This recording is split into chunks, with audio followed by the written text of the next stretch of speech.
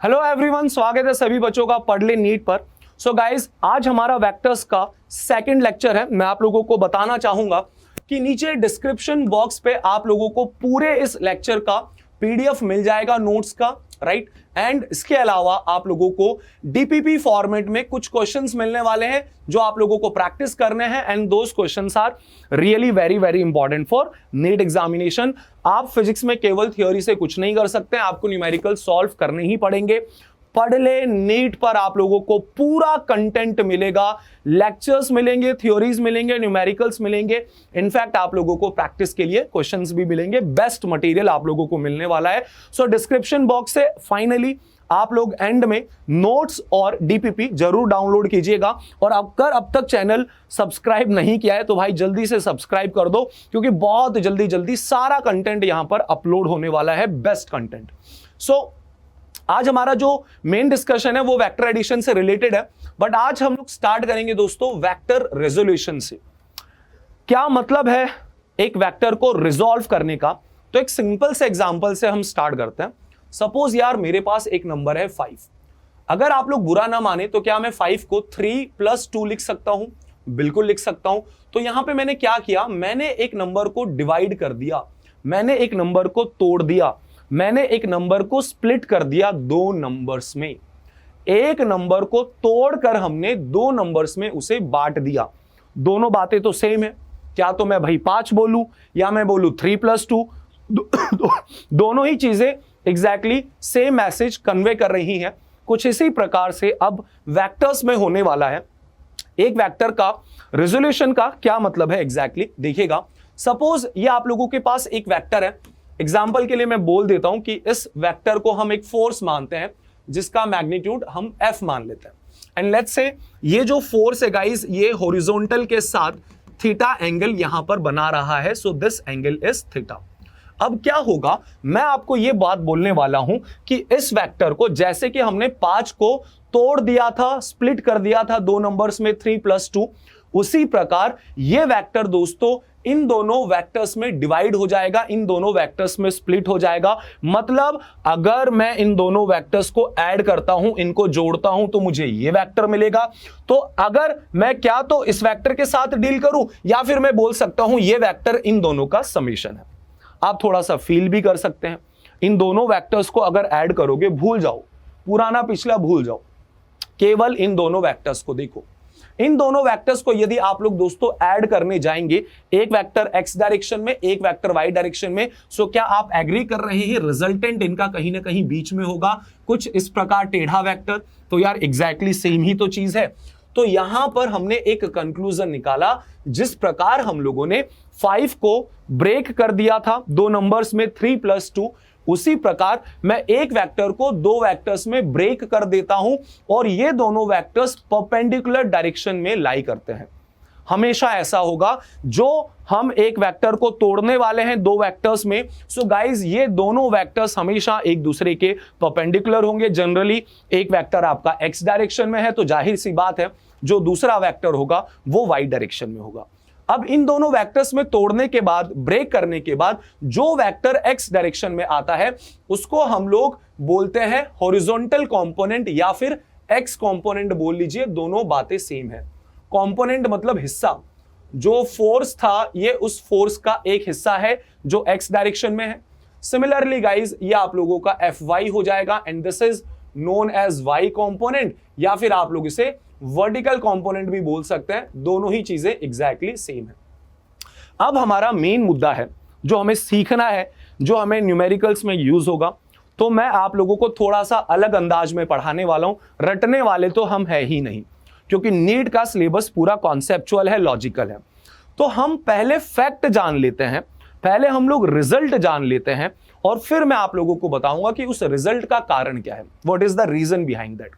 तो यार आप एक सिंपल सी चीज है, मान लीजिए ये वेक्टर आप लोगों का F है और हॉरिजॉन्टल के साथ थीटा एंगल अगर बन रहा है, तो आपका जो हॉरिजॉन्टल कंपोनेंट होता है उसका मैग्नीट्यूड होता है गाइस F cos थीटा, और वहीं पर जो आपका वर्टिकल कंपोनेंट होता है उसका मैग्नीट्यूड होता है F sin थीटा।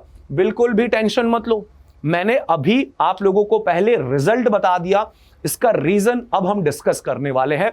लेकिन सबसे पहले हमने ये तो जाना कि हम कर क्या रहे हैं।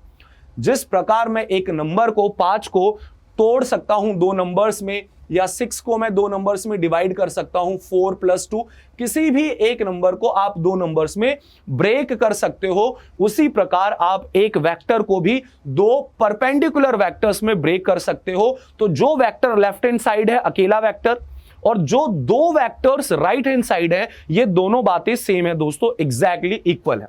तो हमने जिन 2 परपेंडिकुलर वेक्टर्स में ब्रेक किया, उसमें से एक वेक्टर को बोला जाता है जो एक्स डायरेक्शन में होगा, हॉरिजॉन्टल कंपोनेंट या फिर एक्स कंपोनेंट, और दूसरा वर्टिकल कंपोनेंट या वाई कंपोनेंट। अगर आपका एंगल थीटा हॉरिजॉन्टल के साथ है तो आपका horizontal component F cos theta होता है, रीजन बता रहा हूं, और vertical component F sin theta होता है।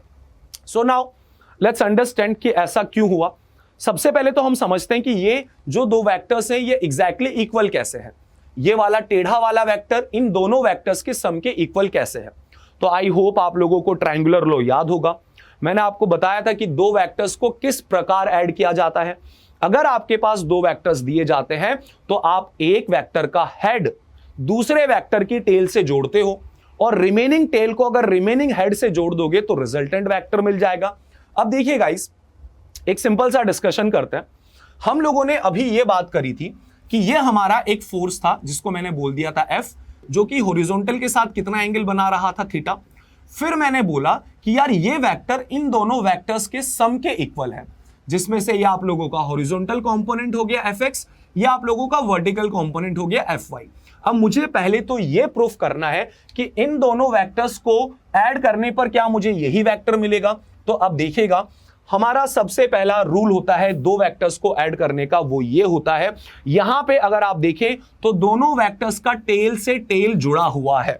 तो अगर हमें ट्रायंगुलर लॉ फॉलो करनी चाहिए, सो हमें क्या करना पड़ेगा, एक वेक्टर की टेल को दूसरे वेक्टर की हेड से कनेक्ट करना चाहिए।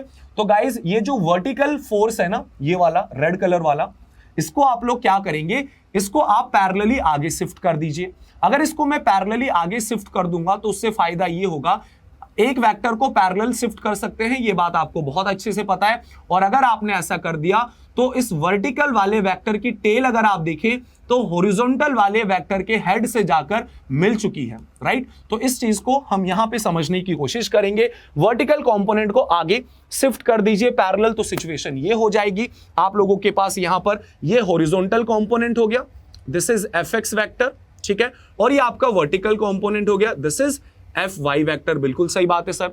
क्या एक वेक्टर का हेड दूसरे वेक्टर की टेल से मिल रहा है? बिल्कुल मिल रहा है। तो इन दोनों को ऐड करने पर रिजल्टेंट कैसे मिलेगा, रिमेनिंग टेल को रिमेनिंग हेड से जोड़ दीजिए, तो ये आप लोगों का रिजल्टेंट वेक्टर हो गया। और दोस्तों एग्जैक्टली सेम वेक्टर मिल रहा है जो हमारा डिस्कशन हुआ था। इन दोनों वेक्टर्स को जोड़ेंगे तो ये वेक्टर मिलेगा, या फिर इस वेक्टर को तोड़ूंगा तो ये 2 वेक्टर्स मिलेंगे। खैर अभी हम रिवर्स प्रोसेस की बात कर रहे हैं, तो इन दोनों को ऐड करने पर देखिए एग्जैक्टली आप लोगों को F वेक्टर मिल रहा है जो कि हॉरिजॉन्टल से थीटा एंगल बनाएगा। तो मैं यहां ये बात बोल सकता हूं कि मेरा जो F वेक्टर है गाइस, ये F वेक्टर किसके इक्वल है, इन दोनों वेक्टर्स के एडिशन के इक्वल है। तो एक वेक्टर आपका Fx हो गया और एक वेक्टर आप लोगों का Fy हो गया। So that's it. हमने एटलीस्ट ये तो प्रूफ कर दिया कि सर जब हम एक वेक्टर को ब्रेक कर रहे हैं तो उसके 2 कंपोनेंट्स आप बोल सकते हो। हमने उस वेक्टर को 2 वेक्टर्स में तोड़ दिया। तो इसकी अगर मैं रिवर्स बात करूं, यदि हम इन दोनों कंपोनेंट्स को ऐड करेंगे तो एग्जैक्टली सेम वेक्टर मिलेगा, और ये हम लोगों ने ट्रायंगुलर लॉ से वेरीफाई कर लिया। बिल्कुल सही बात। अब हम अगले डिस्कशन पे आते हैं। अब तक का कंक्लूजन आई होप क्लियर है। मुझे अगली चीज ये प्रूफ करनी है कि भाई horizontal component F cos theta ही क्यों होता है और vertical component F sin theta ही क्यों होता है, राइट। अब इसको हम कैसे समझेंगे, यहां पे एक छोटा सा ज्योमेट्री समझने की कोशिश करते हैं, ट्रिग्नोमेट्री है। सपोज एक राइट एंगल ट्राइंगल अगर कंसीडर किया जाए, एंड मान लीजिए कि ये वाला एंगल थीटा है, सो आपको बहुत अच्छे से पता है जो 90 डिग्री के अपोजिट होता है उसे कहा जाता है हाइपोटेनस। अब एक राइट एंगल ट्राइंगल में हाइपोटेनस हो गया, एक परपेंडिकुलर होता है और एक बेस होता है। बच्चों का सबसे बड़ा मिसकंसेप्शन है, स्टूडेंट्स को मोस्टली लगता है परपेंडिकुलर उसे बोला जाता है जो लाइन वर्टिकल हो, जो लाइन खड़ी हो वो परपेंडिकुलर कहलाती है और जो लाइन लेटी है वो बेस कहलाती है। ऐसा जरूरी नहीं है दोस्तों, रीजन सुनिए। परपेंडिकुलर की डेफिनेशन ये है, जो थीटा के अपोजिट है उस साइड को बोला जाता है परपेंडिकुलर, और जो थीटा से चिपकी हुई साइड है उसे बोला जाता है बेस। ध्यान से सुनना, जो थीटा से चिपकी हुई साइड है उसे बोला जाता है बेस। तो यहां पे मैं बेस का एक छोटा सा डेफिनेशन लिख रहा हूं, जो साइड एंगल से चिपकी हुई है, एंगल से चिपकी हुई साइड, राइट, एंगल से चिपकी हुई साइड को क्या बोला जाएगा, उसे बोला जाएगा बेस। बहुत ही अच्छा सर। अब यहां पे सिंपल सा फंडा बताओ, यदि मैं आप लोगों से साइन थीटा पूछता हूं तो क्या आप मुझे साइन थीटा बता सकते हैं? बिल्कुल, sine theta is perpendicular upon hypotenuse. तो एज इट इज इस चीज को अपन लिख लेते हैं। अब यहां पे काम करिए, हाइपोटेनस को इधर भेज दीजिए, तो क्या मैं बोल सकता हूं परपेंडिकुलर मेरा कितना हो गया, हाइपोटेनस इंटू साइन थीटा। बहुत सिंपल सी चीज है। उसी प्रकार अगर मैं आपसे पूछूं कि कॉस थीटा क्या होगा गाइस, कॉस थीटा होगा base divided by hypotenuse. Hypotenuse को इधर भेज दीजिए, तो बेस हमें क्या मिल जाएगा, that is equals to h into cos theta. Okay sir. अब यहां पे समझने की कोशिश करेंगे। देखिए, हमें कुछ कुछ छोटी छोटी चीजें याद करनी होती है। आपको ऐसा लगेगा कि सर ये तो रटना हो गया, नहीं, ये रटना नहीं है यार। आप लोगों ने टेबल्स भी तो याद किए, किसी स्टूडेंट ने 20 तक, किसी ने 30 तक, क्योंकि वो नेसेसरी है। अगर आप लोगों को फास्ट कैलकुलेशंस करनी है तो बेसिक टेबल आप लोगों को आने चाहिए। उसी प्रकार आपको यह चीज याद रखना है कि मैं एक परपेंडिकुलर को हमेशा क्या लिख सकता हूं, जो थीटा के अपोजिट है उसे मैं लिख सकता हूं हाइपोटेनस इंटू साइन थीटा। ठीक है, अगर आप लोगों को हाइपोटेनस दिया हुआ है, सुनिएगा मेरी बात, अगर आप लोगों को हाइपोटेनस दिया हुआ है और यदि आप लोगों को थीटा दिया हुआ है, तो आप परपेंडिकुलर को हमेशा लिखेंगे एच साइन थीटा। और बेस को कैसे लिख सकते हैं, बेस वो साइड जो थीटा से चिपकी है। देखिए, थीटा एंगल को आप देखेंगे तो दो चीजों के बीच का एंगल है, एक तो हाइपोटेनस हो गया, वो तो अलग है, जो दूसरी साइड है वो आपकी बेस है। तो आपका बेस होता है guys that is H cos theta. तो ये चीज हम दिमाग में सेट कर लेंगे। ठीक है, परपेंडिकुलर एच साइन थीटा और बेस हो गया एच कॉस थीटा। देखो, ये तो हमारा केस 1 हो गया। अब मैं वो गलती आपको पहले ही बता देता हूं जो आप लोग करने वाले हैं 110%। केस 2 को जरा ध्यान से सुनिएगा। यार मान लो बच्चों कि सपोज मुझे इस वाले एंगल के साथ डील नहीं करना, ये भी एक राइट एंगल ट्राइंगल है, और एक बंदे ने मुझे ये वाला एंगल दे दिया। सपोज इस एंगल को मैं नाम दे देता हूं फाई। इस एंगल को हम लोग क्या नाम दे देते हैं, फाई। अगर ये एंगल फाई है तो 90 डिग्री के अपोजिट वाला ये तो फिक्स हो गया, ये आप लोगों का होगा हाइपोटेनस। सर अब परपेंडिकुलर क्या है और बेस क्या है? Now in this triangle perpendicular का डेफिनेशन था जो थीटा के अपोजिट हो। तो यहां पे हम इस एंगल के साथ डील करेंगे। तो इस एंगल के जो अपोजिट ये वाली साइड है ना, इसको इस बार परपेंडिकुलर बोला जाएगा, और जो साइड इस एंगल से चिपकी हुई है इसको बोला जाएगा गाइस बेस। तो यहां पे परपेंडिकुलर और बेस को समझिएगा। जरूरी नहीं है जो लाइन खड़ी हो वही परपेंडिकुलर है। पहले वाले केस में परपेंडिकुलर ये चीज है, तो दूसरे केस में परपेंडिकुलर ये वाला साइड होगा। डेफिनेशन परपेंडिकुलर का जो एंगल के अपोजिट है, बेस का डेफिनेशन जो एंगल से चिपका हुआ है। अब यहां पे परपेंडिकुलर आप वापस से बोल दीजिए, क्या बोलेंगे, that is h sine theta. ठीक है, और बेस आप लोगों का क्या हो जाएगा, एच कॉस थीटा। तो केस 2 स्पेसिफिकली मैंने इसी चीज के लिए बताया है कि ऐसा जरूरी नहीं है जो साइड खड़ी हो वही एच साइन थीटा हो, ये लेटी हुई साइड भी एच साइन थीटा हो सकती है। अच्छा, यहां पे एक छोटी सी चीज का हम ध्यान रखेंगे, यहां पे हम लोगों ने एंगल को थीटा नहीं बोला है, यहां पर हम लोगों ने एंगल को फाई बोला है, तो मैं इसको फाई मेंशन कर देता हूं। ठीक है, तो हम कैसे याद रखेंगे, हम एक सिंपल सा ट्रिक लगाते हैं यार। हम सिंपल सा ट्रिक ये लगाते हैं कि कॉस किसके साथ आएगा। ठीक है, तो कॉस आएगा चिपकी हुई साइड के साथ। ठीक है, सी के दो मतलब है भैया। हम ऐसा सिंपल वे में अगर इसको याद करना चाहें तो बोल सकते हैं, सी का एक मतलब है चिपकी हुई साइड, दैट इज चिपकी हुई साइड, और दूसरा मतलब है कि सी मतलब कॉस, तो चिपकी हुई साइड के साथ आ जाएगा कॉस। तो दूसरा तो आप लोगों का साइन हो ही जाएगा। ठीक है सर, तो यहां पे ये थीटा है तो चिपकी हुई साइड ये हो गई, इसके साथ कॉस आएगा। यहां पे ये वाला एंगल है, चिपकी हुई साइड ये है, तो इसके साथ कॉस आ जाएगा। फाइन, इतना डिस्कशन क्लियर हो गया, बहुत ही अच्छी बात। अब मैं आप लोगों को क्या चीज बताने वाला हूं, मैं ये चीज बताने वाला हूं जो रिजल्ट मैंने आपको पहले बताया था ना, जब मैं एक वेक्टर को ब्रेक करता हूं तो वो दो कंपोनेंट्स हो जाते हैं, मतलब वो वेक्टर इन दोनों वेक्टर को ऐड करने पर बनेगा। तो ये वाला जो हॉरिजॉन्टल कंपोनेंट है ये f cos थीटा था और vertical component f sin theta था। So what is the reason behind this, इसके पीछे क्या कारण है, लेट्स अंडरस्टैंड द फैक्ट।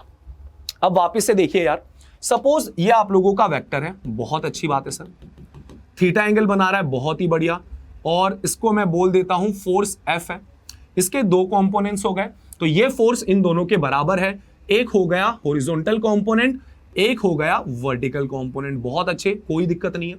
तो हमने अभी अभी वेक्टर एडिशन में देखा भी था, अगर हम इन दोनों वेक्टर्स को ऐड करेंगे कैसे, इसको पैरेलली शिफ्ट कर दीजिए, तो इसको हमने आगे पैरेलली क्या कर दिया, शिफ्ट कर दिया, रिमेनिंग टेल को रिमेनिंग हेड से जोड़ा, तो ये आप लोगों का रिजल्टेंट वेक्टर आ गया, दैट इज F।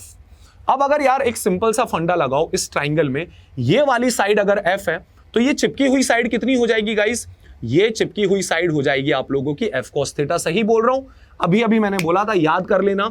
और थीटा के अपोजिट वाला ये जो परपेंडिकुलर होगा, ये कितना होगा, ये हो जाएगा आप लोगों का F sin theta. So that is the reason आप लोगों को बोला गया था कि हॉरिजॉन्टल कंपोनेंट क्या होगा, F cos थीटा, और वर्टिकल कंपोनेंट क्या होगा, F sin थीटा। मुझे उम्मीद है कि आप लोगों को ये डिस्कशन अभी पूरा का पूरा क्लियर हो गया होगा।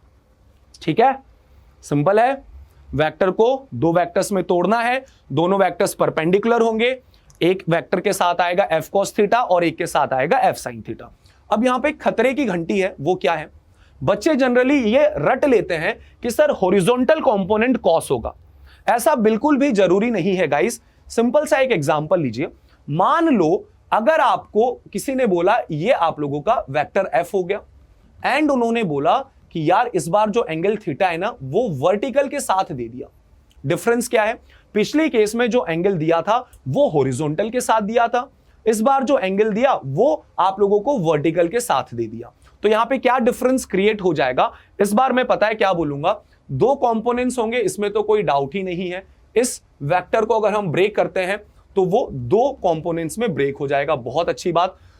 अब यहां पे डिफरेंस ये आएगा, आप देखिए थीटा किसके साथ चिपका हुआ है, ये बहुत ज्यादा जरूरी है, ये बहुत ज्यादा इंपॉर्टेंट है।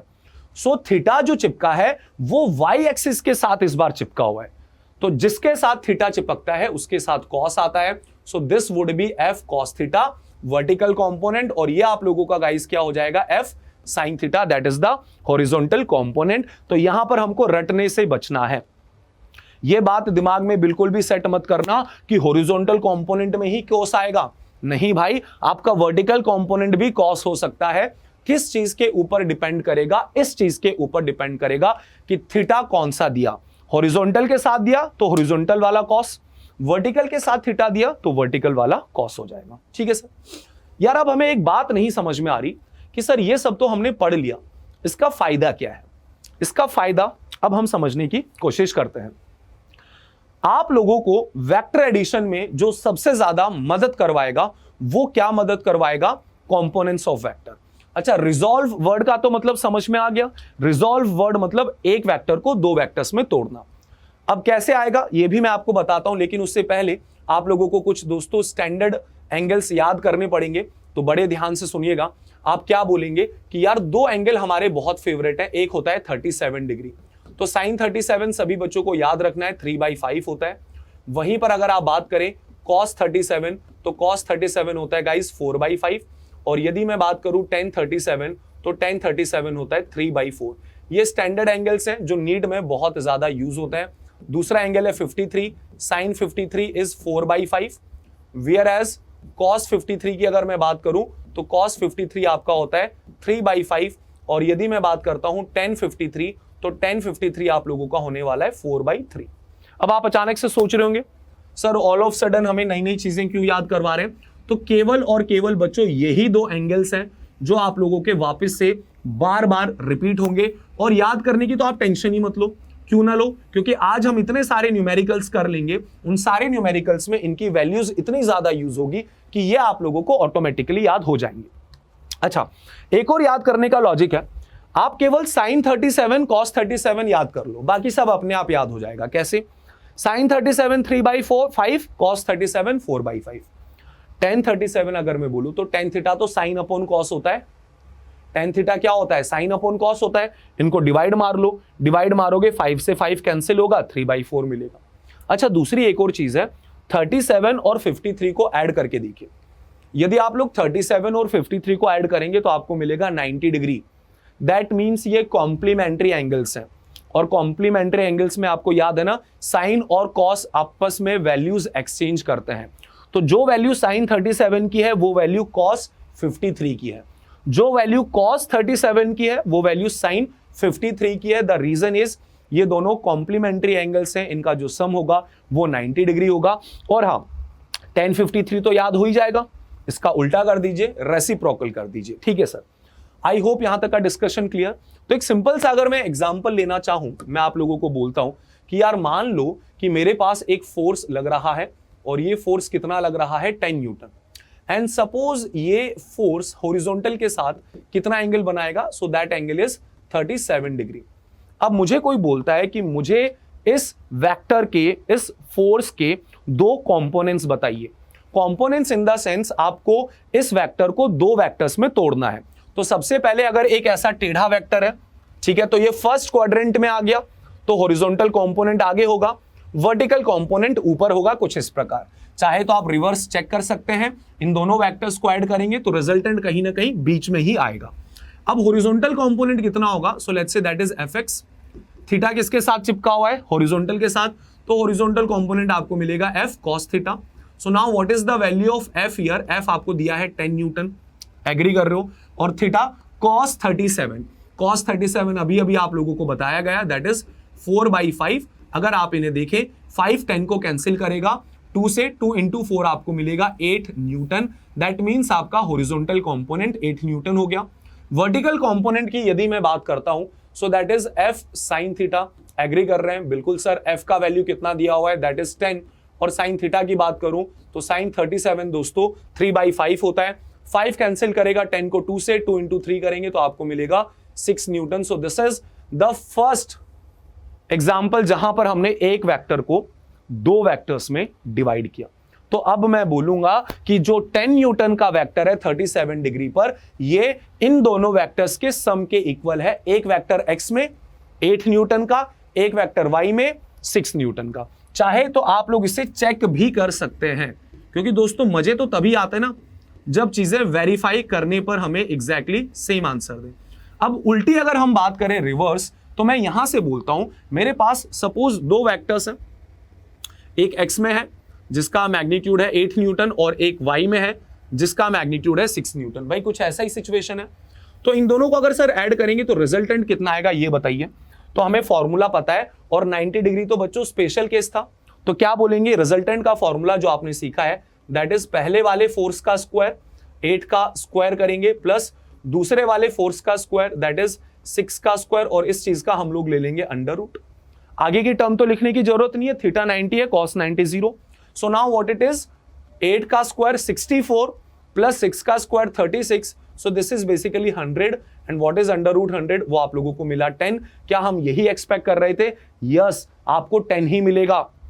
यार एक ही तो बात हो रही है, पहले मैंने क्या बोला, मैंने बोला कि 10 वाले वेक्टर को दो वेक्टर्स में तोड़ दो, रिजॉल्व कर दो, तो दो वेक्टर्स क्या मिले, हॉरिजॉन्टल मिला 8, वर्टिकल मिला 6। फिर मैंने वेरीफाई किया, भाई अगर मैं इनको जोड़ूंगा तो यही तो मिलना चाहिए, तो हमने जोड़ के भी देख लिया, हॉरिजॉन्टल में 8, वर्टिकल में 6, अगर फॉर्मूला लगाया वेक्टर एडिशन का तो एग्जैक्टली कितना आ गया, 10 आ गया। उम्मीद करता हूं आप लोगों को यहां तक का डिस्कशन क्लियर हुआ होगा, रेजोल्यूशन समझ में आया होगा। अब हम लोग न्यूमेरिकल्स पर आने वाले हैं, और अब हर एक क्वेश्चन में करना क्या है, सारे क्वेश्चंस के लिए एक कॉमन क्वेश्चन है दोस्तों, एंड वो है find the resultant force. Find the resultant force, हमें रिजल्टेंट फोर्स निकालना है। ठीक है सर, सबसे पहला और सिंपल एग्जांपल, सपोज यहां पर आपके पास एक 10 न्यूटन का फोर्स है, ओके बॉस, और यहां पर भी एक 10 न्यूटन का फोर्स है, ठीक है सर, और ये जो एंगल है ये एंगल 120 डिग्री है। वैसे तो मुझे बताना नहीं चाहिए, जल्दी से आप लोग लाइव चैट में कमेंट कर सकते हो कि रिजल्टेंट कितना आएगा, आपको मैंने बताया था ये स्पेशल केस है। क्या स्पेशल केस था, अगर दोनों वेक्टर्स का मैग्नीट्यूड सेम है और बीच में अगर एंगल 120 डिग्री है तो रिजल्टेंट भी एकदम सेम आता है, तो आपका रिजल्टेंट भी कितना आने वाला है, 10 आने वाला है। लेकिन स्टिल हम आज के सेशन में इसको एक बार वेरीफाई कर लेते हैं। हम लोग रिजल्टेंट फोर्स का यदि फॉर्मूला लगाते हैं तो वो बोलता है, यार मैं उम्मीद कर रहा हूं आप लोग रिवीजन कर रहे हैं और आपको cos 120 डिग्री का वैल्यू याद होगा, दैट इज कितना, -1/2।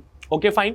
सो रिजल्टेंट फोर्स का फॉर्मूला पहले वाले फोर्स का स्क्वायर 10 का स्क्वायर, दूसरे वाले का स्क्वायर प्लस 2 टाइम्स ऑफ पहला वाला फोर्स इंटू दूसरा वाला force into cos theta, so that is basically cos 120 degree. And obviously under root लेना ना भूले, ये बात मैं आपको बार बार याद दिलाते रहूंगा। सो 10 का स्क्वायर आप लोगों को यहां पे मिलेगा 100, सिमिलरली इस वाले 10 का स्क्वायर भी 100 हो जाएगा। और यहां पे देखिए cos 120 क्या होगा, -1/2, 2 से 2 कैंसिल होगा, -1/2, 2 से 2 कैंसिल होगा, माइनस बचेगा, तो यहां पर 100 आ जाएगा। ठीक है, और फर्दर अगर आप लोग इसे सॉल्व करेंगे तो दिख रहा है भैया ये 100 और 100 तो आपके हो जाएंगे कैंसिल। अंडर रूट 100 आप लोगों को क्या मिलेगा दोस्तों, 10 मिलेगा। एनीवेज ये चीज आप लोगों को पहले भी पता थी। अब आप सोचेंगे सर हमने ऐसे क्यों बताया, आपने वापस से क्यों बताया, इसका रीजन है मैं इस क्वेश्चन को वापस से सॉल्व करने जा रहा हूं, लेकिन अब हम दूसरे मेथड से सॉल्व करेंगे। Now we are going to use कौन सा method, component method. Component method जो आप लोगों को सीखना है, और ये बच्चों इतना ज्यादा यूज होता है। 11th में आप लोगों का एक टॉपिक आएगा न्यूटन्स लॉज ऑफ मोशन, उसके बाद से तो यही सब चलेगा, work power energy, friction, centre of mass, circular motion, सब में कंपोनेंट्स होगा। तो हमको कंपोनेंट से वेक्टर एडिशन आज सीखना है। तो यार सवाल क्या गिवन था, सवाल गिवन था कि 10 न्यूटन के 2 फोर्सेस दिए गए थे, बीच में एंगल कितना था, 120 डिग्री। अच्छा क्या मैं ऐसा बोल सकता हूं, सपोज यहां पे if we consider y axis, so what would be this angle, 60 degree, and this angle is also 60 degree, ऐसा बोल सकते हैं, बिल्कुल बोल सकते हैं। अब कंपोनेंट मेथड क्या बोलता है, कंपोनेंट मेथड एक बहुत सिंपल सी चीज बोलता है, ये ऐसा बोलेगा आपको कोई भी वेक्टर दिख जाए उसके कंपोनेंट्स ले लीजिए, आपको कोई भी वेक्टर दिख जाए उसके कंपोनेंट्स ले लो x डायरेक्शन में और y डायरेक्शन में, दैट्स इट। ये इसका सबसे पहला रूल है। तो यहां पे अगर आप देखेंगे ये जो 10 न्यूटन वाला फोर्स है कुछ ऐसा टेढ़ा लग रहा है, तो इस 10 न्यूटन वाले के 2 कंपोनेंट्स क्या होंगे, इसका एक कंपोनेंट आएगा गाइस ऊपर और इसका एक कंपोनेंट आएगा इस तरफ। क्या मैं सही बोल रहा हूं, यस सर। क्यों भाई, वो इसलिए क्योंकि अगर ऐसा टेढ़ा है तो फर्स्ट क्वाड्रेंट में है, आप चाहे रिवर्स चेक कर लें, एक फोर्स आगे एक ऊपर, तो रिजल्टेंट बीचों बीच आएगा, बिल्कुल सही बात। और यदि मैं इसके कंपोनेंट्स अगर लिखना चाहूं तो वो क्या होंगे, हमने कैसे याद किया, जिस भाई x कंपोनेंट होगा एक y होगा, cos किसके साथ आता है, जिस एक्सिस के साथ थीटा चिपका हो। तो यहां पे थीटा चिपका हुआ है y एक्सिस के साथ, ये एंगल आप लोगों को 60 डिग्री दिया, तो आप यहां पे क्या बोलेंगे, सर ये वाला कंपोनेंट कितना होगा, दिस वुड बी 10 cos 60 क्योंकि थीटा चिपका है, और ये कंपोनेंट कितना होगा 10 sin 60। ठीक है भाई, ये बात तो हमारा हो गया, हमने इस वाले वेक्टर को तोड़कर 2 वेक्टर्स में कन्वर्ट कर दिया। अब हमारे पास यहां पर एक और वेक्टर है, इसके भी कंपोनेंट्स लेते हैं। कंपोनेंट मेथड का सबसे पहला रूल है जितने भी वेक्टर्स हो उन सब के कंपोनेंट्स ले लो x और y में, that is the first step, वो आपका पहला स्टेप होगा। तो ये जो टेढ़ा सा फोर्स है इसके 2 कंपोनेंट्स क्या होंगे, इसका एक कंपोनेंट तो आएगा दोस्तों ऊपर और एक कंपोनेंट आएगा पीछे की तरफ, सेकंड क्वाड्रेंट में है। पहले मैं यहां पर एक बार आप लोगों को शो कर देता हूं, फिर हम लोग रिवर्स चेक भी कर लेंगे, that is not a big deal. यदि ऐसे 2 परपेंडिकुलर वेक्टर्स लगेंगे तो इनका रिजल्टेंट कहीं ना कहीं तो बीच में ही आएगा, यस सर। तो आपने इस वेक्टर को 2 वेक्टर्स में तोड़ दिया। अच्छा अगर इनका मैग्नीट्यूड लिखे, एक cos थीटा होगा एक sin थीटा होगा, थीटा किसके साथ दिया है, यहां पर भी एंगल y एक्सिस के साथ दिया हुआ है, तो जो ऊपर वाला कंपोनेंट होगा उसके साथ cos आएगा, that is 10 cos 60 and this is 10 sin 60। तो सबसे पहला काम हमने कर लिए दोस्तों कंपोनेंट्स, बिल्कुल सही बात है।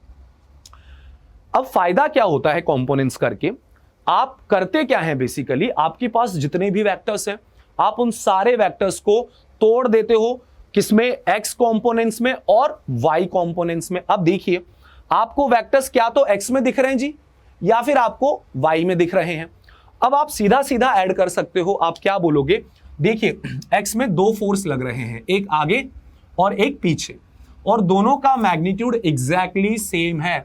जितना फोर्स आगे लगेगा 10 sin 60 उतना फोर्स पीछे लगेगा 10 sin 60। तो क्या मैं बोल सकता हूं ये दोनों को कैंसिल आउट कर देंगे, बिल्कुल सर।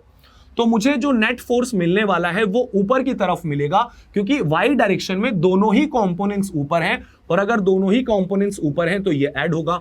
और कितना होगा दोस्तों नेट फोर्स, तो आप बोलेंगे sir net force is equal to 10 cos 60 plus 10 cos 60, so that is 2 times of cos 60।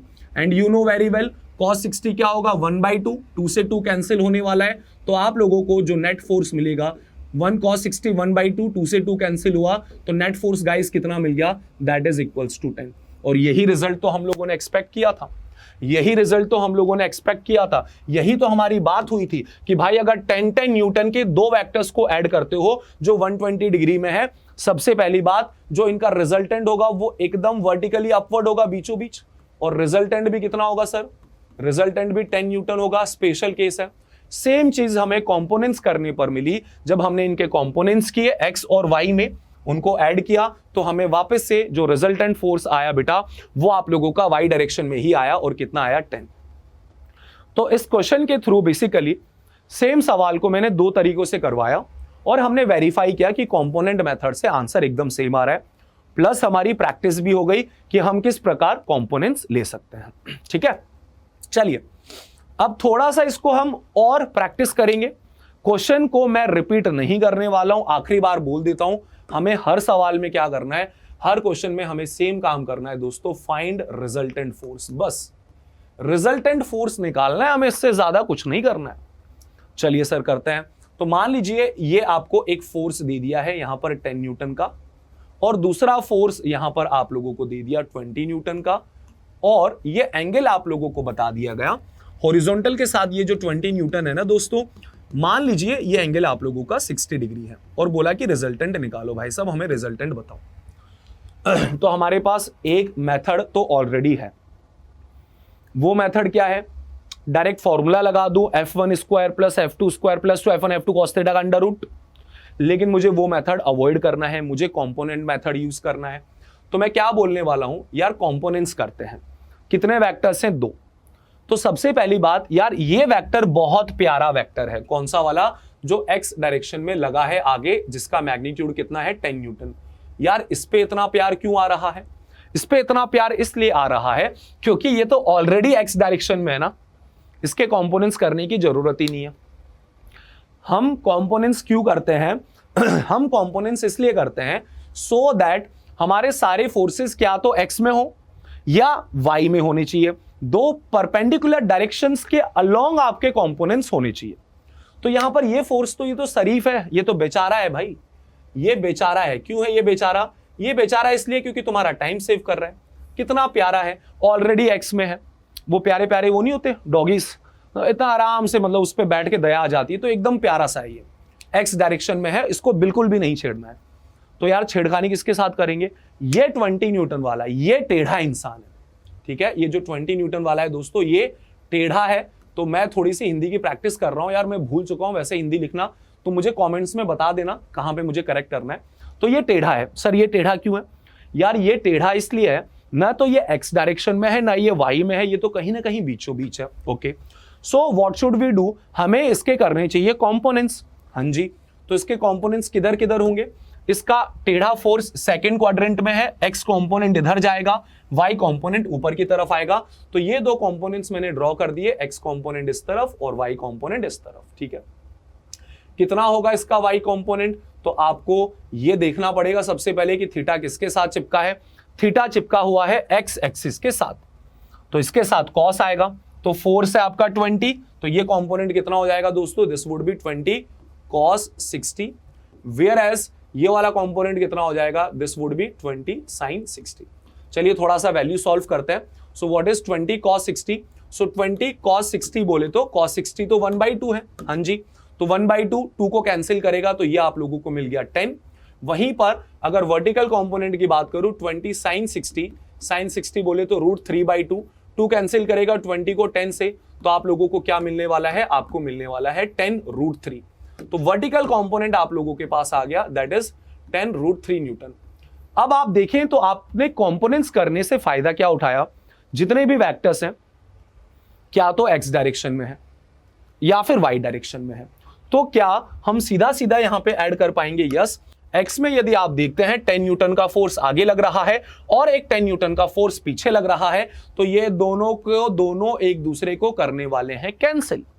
10 आगे 10 पीछे, रिजल्टेंट एक्स में आ गया 0, बचा क्या, केवल और केवल वाई वाला कंपोनेंट, एक ही वेक्टर बचा है। तो हम बोलेंगे कि सर हमारा जो रिजल्टेंट है ना, फर्स्ट ऑफ ऑल वो वाई डायरेक्शन में है और कितना है हमारा रिजल्टेंट? हमारा रिजल्टेंट है गाइस दैट इज 10√3 न्यूटन। कितना है दोस्तों? That is 10√3 Newton. तो हमें यहां से यह कंक्लूजन मिला, जब हम इन दोनों वेक्टर्स को ऐड करेंगे तो रिजल्टेंट एकदम बीचों बीच आएगा। एक बीचों बीच नहीं, रिजल्टेंट एकदम वाई एक्सिस के अलोंग आएगा, जिसका मैग्नीट्यूड होगा 10√3 न्यूटन। इस प्रकार आप लोगों का जो कंपोनेंट्स वाला फंडा है, जो रिजोल्यूशन है गाइस, वो वेक्टर एडिशन को बहुत ज्यादा आसान कर देता है। अब आपको अगर इसके ऊपर एक अच्छी कमांड बनानी है तो आप लोगों ने बहुत सारे क्वेश्चन सॉल्व करने पड़ेंगे, तभी जाकर आप इसके ऊपर एक अच्छी कमांड बना सकते हैं। ठीक है, चलिए। बाय द वे, अगर किसी बच्चे को ऐसा लग रहा हो कि सर मैं तो पुराने वाले मेथड से करूंगा, तो आप वैसे भी कर सकते हैं। कैसे? यहां पे आपको दो फोर्सेस दिए थे, this is method 1, this was the component method. ध्यान से सुनना यार। देखिए, फिजिक्स में आप धीरे धीरे जब पढ़ेंगे ना, मैं आप लोगों को एक क्वेश्चन पता है 4-4 मेथड से करवाऊंगा। इससे फायदा क्या होता है? इससे फायदा ये होता है कि हमारे दिमाग में ना जब चीजें वेरीफाई होती हैं तो यार मैच्योरिटी डेवलप होती है, और वो फिजिक्स सीखने के लिए बहुत ज्यादा जरूरी है। तो यहां एक फोर्स दिया था 10 न्यूटन, यहां एक फोर्स दिया था 20 न्यूटन, और ये एंगल आप लोगों को बताया गया था कि 60 डिग्री है। अच्छा, ये एंगल अगर आपको 60 डिग्री बताया गया तो जाहिर सी बात है कि ये वाला एंगल कितना हो जाएगा? This angle would be 120 degree. इन दोनों का एडिशन करेंगे तो 180 आएगा। यस। अगर मैं डायरेक्टली रिजल्टेंट का फॉर्मूला लगा दूं तो वो बोलता है पहले फोर्स का स्क्वायर 10 का स्क्वायर 100 प्लस दूसरे फोर्स का स्क्वायर 20 का स्क्वायर मिलेगा 400 plus 2 times of F1 F2 10 into 20, so that is basically 200 और into cos theta, so that is cos 120 degree. अब cos 120 डिग्री की वैल्यू तो आपको मैं बहुत बार बता चुका हूं, कितनी होती है cos 120 डिग्री की value? This is 100 plus 400, cos 120 is -1/2।